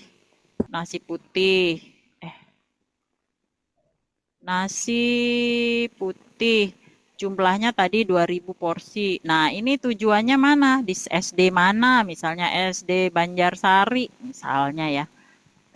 Gitu. Itu ya Bapak Ibu. Nah, udah Bapak Ibu isi sampai lampiran 14, tapi untuk lampiran 6 sampai 14 cukup diisi satu aja. Mudah kan? Mudah atau masih sulit atau masih bingung? Sedikit bingung, Izin Bu. Iya, untuk silakan. pemilik usaha itu kita kasih nama siapa ya, Bu? Pemilih SPPG, Bapak. Oh, mitranya berarti ya, Bu? Iya, mitranya boleh. Ibu izin, udah nggak jadi Bu, udah dijawab tadi. Oke.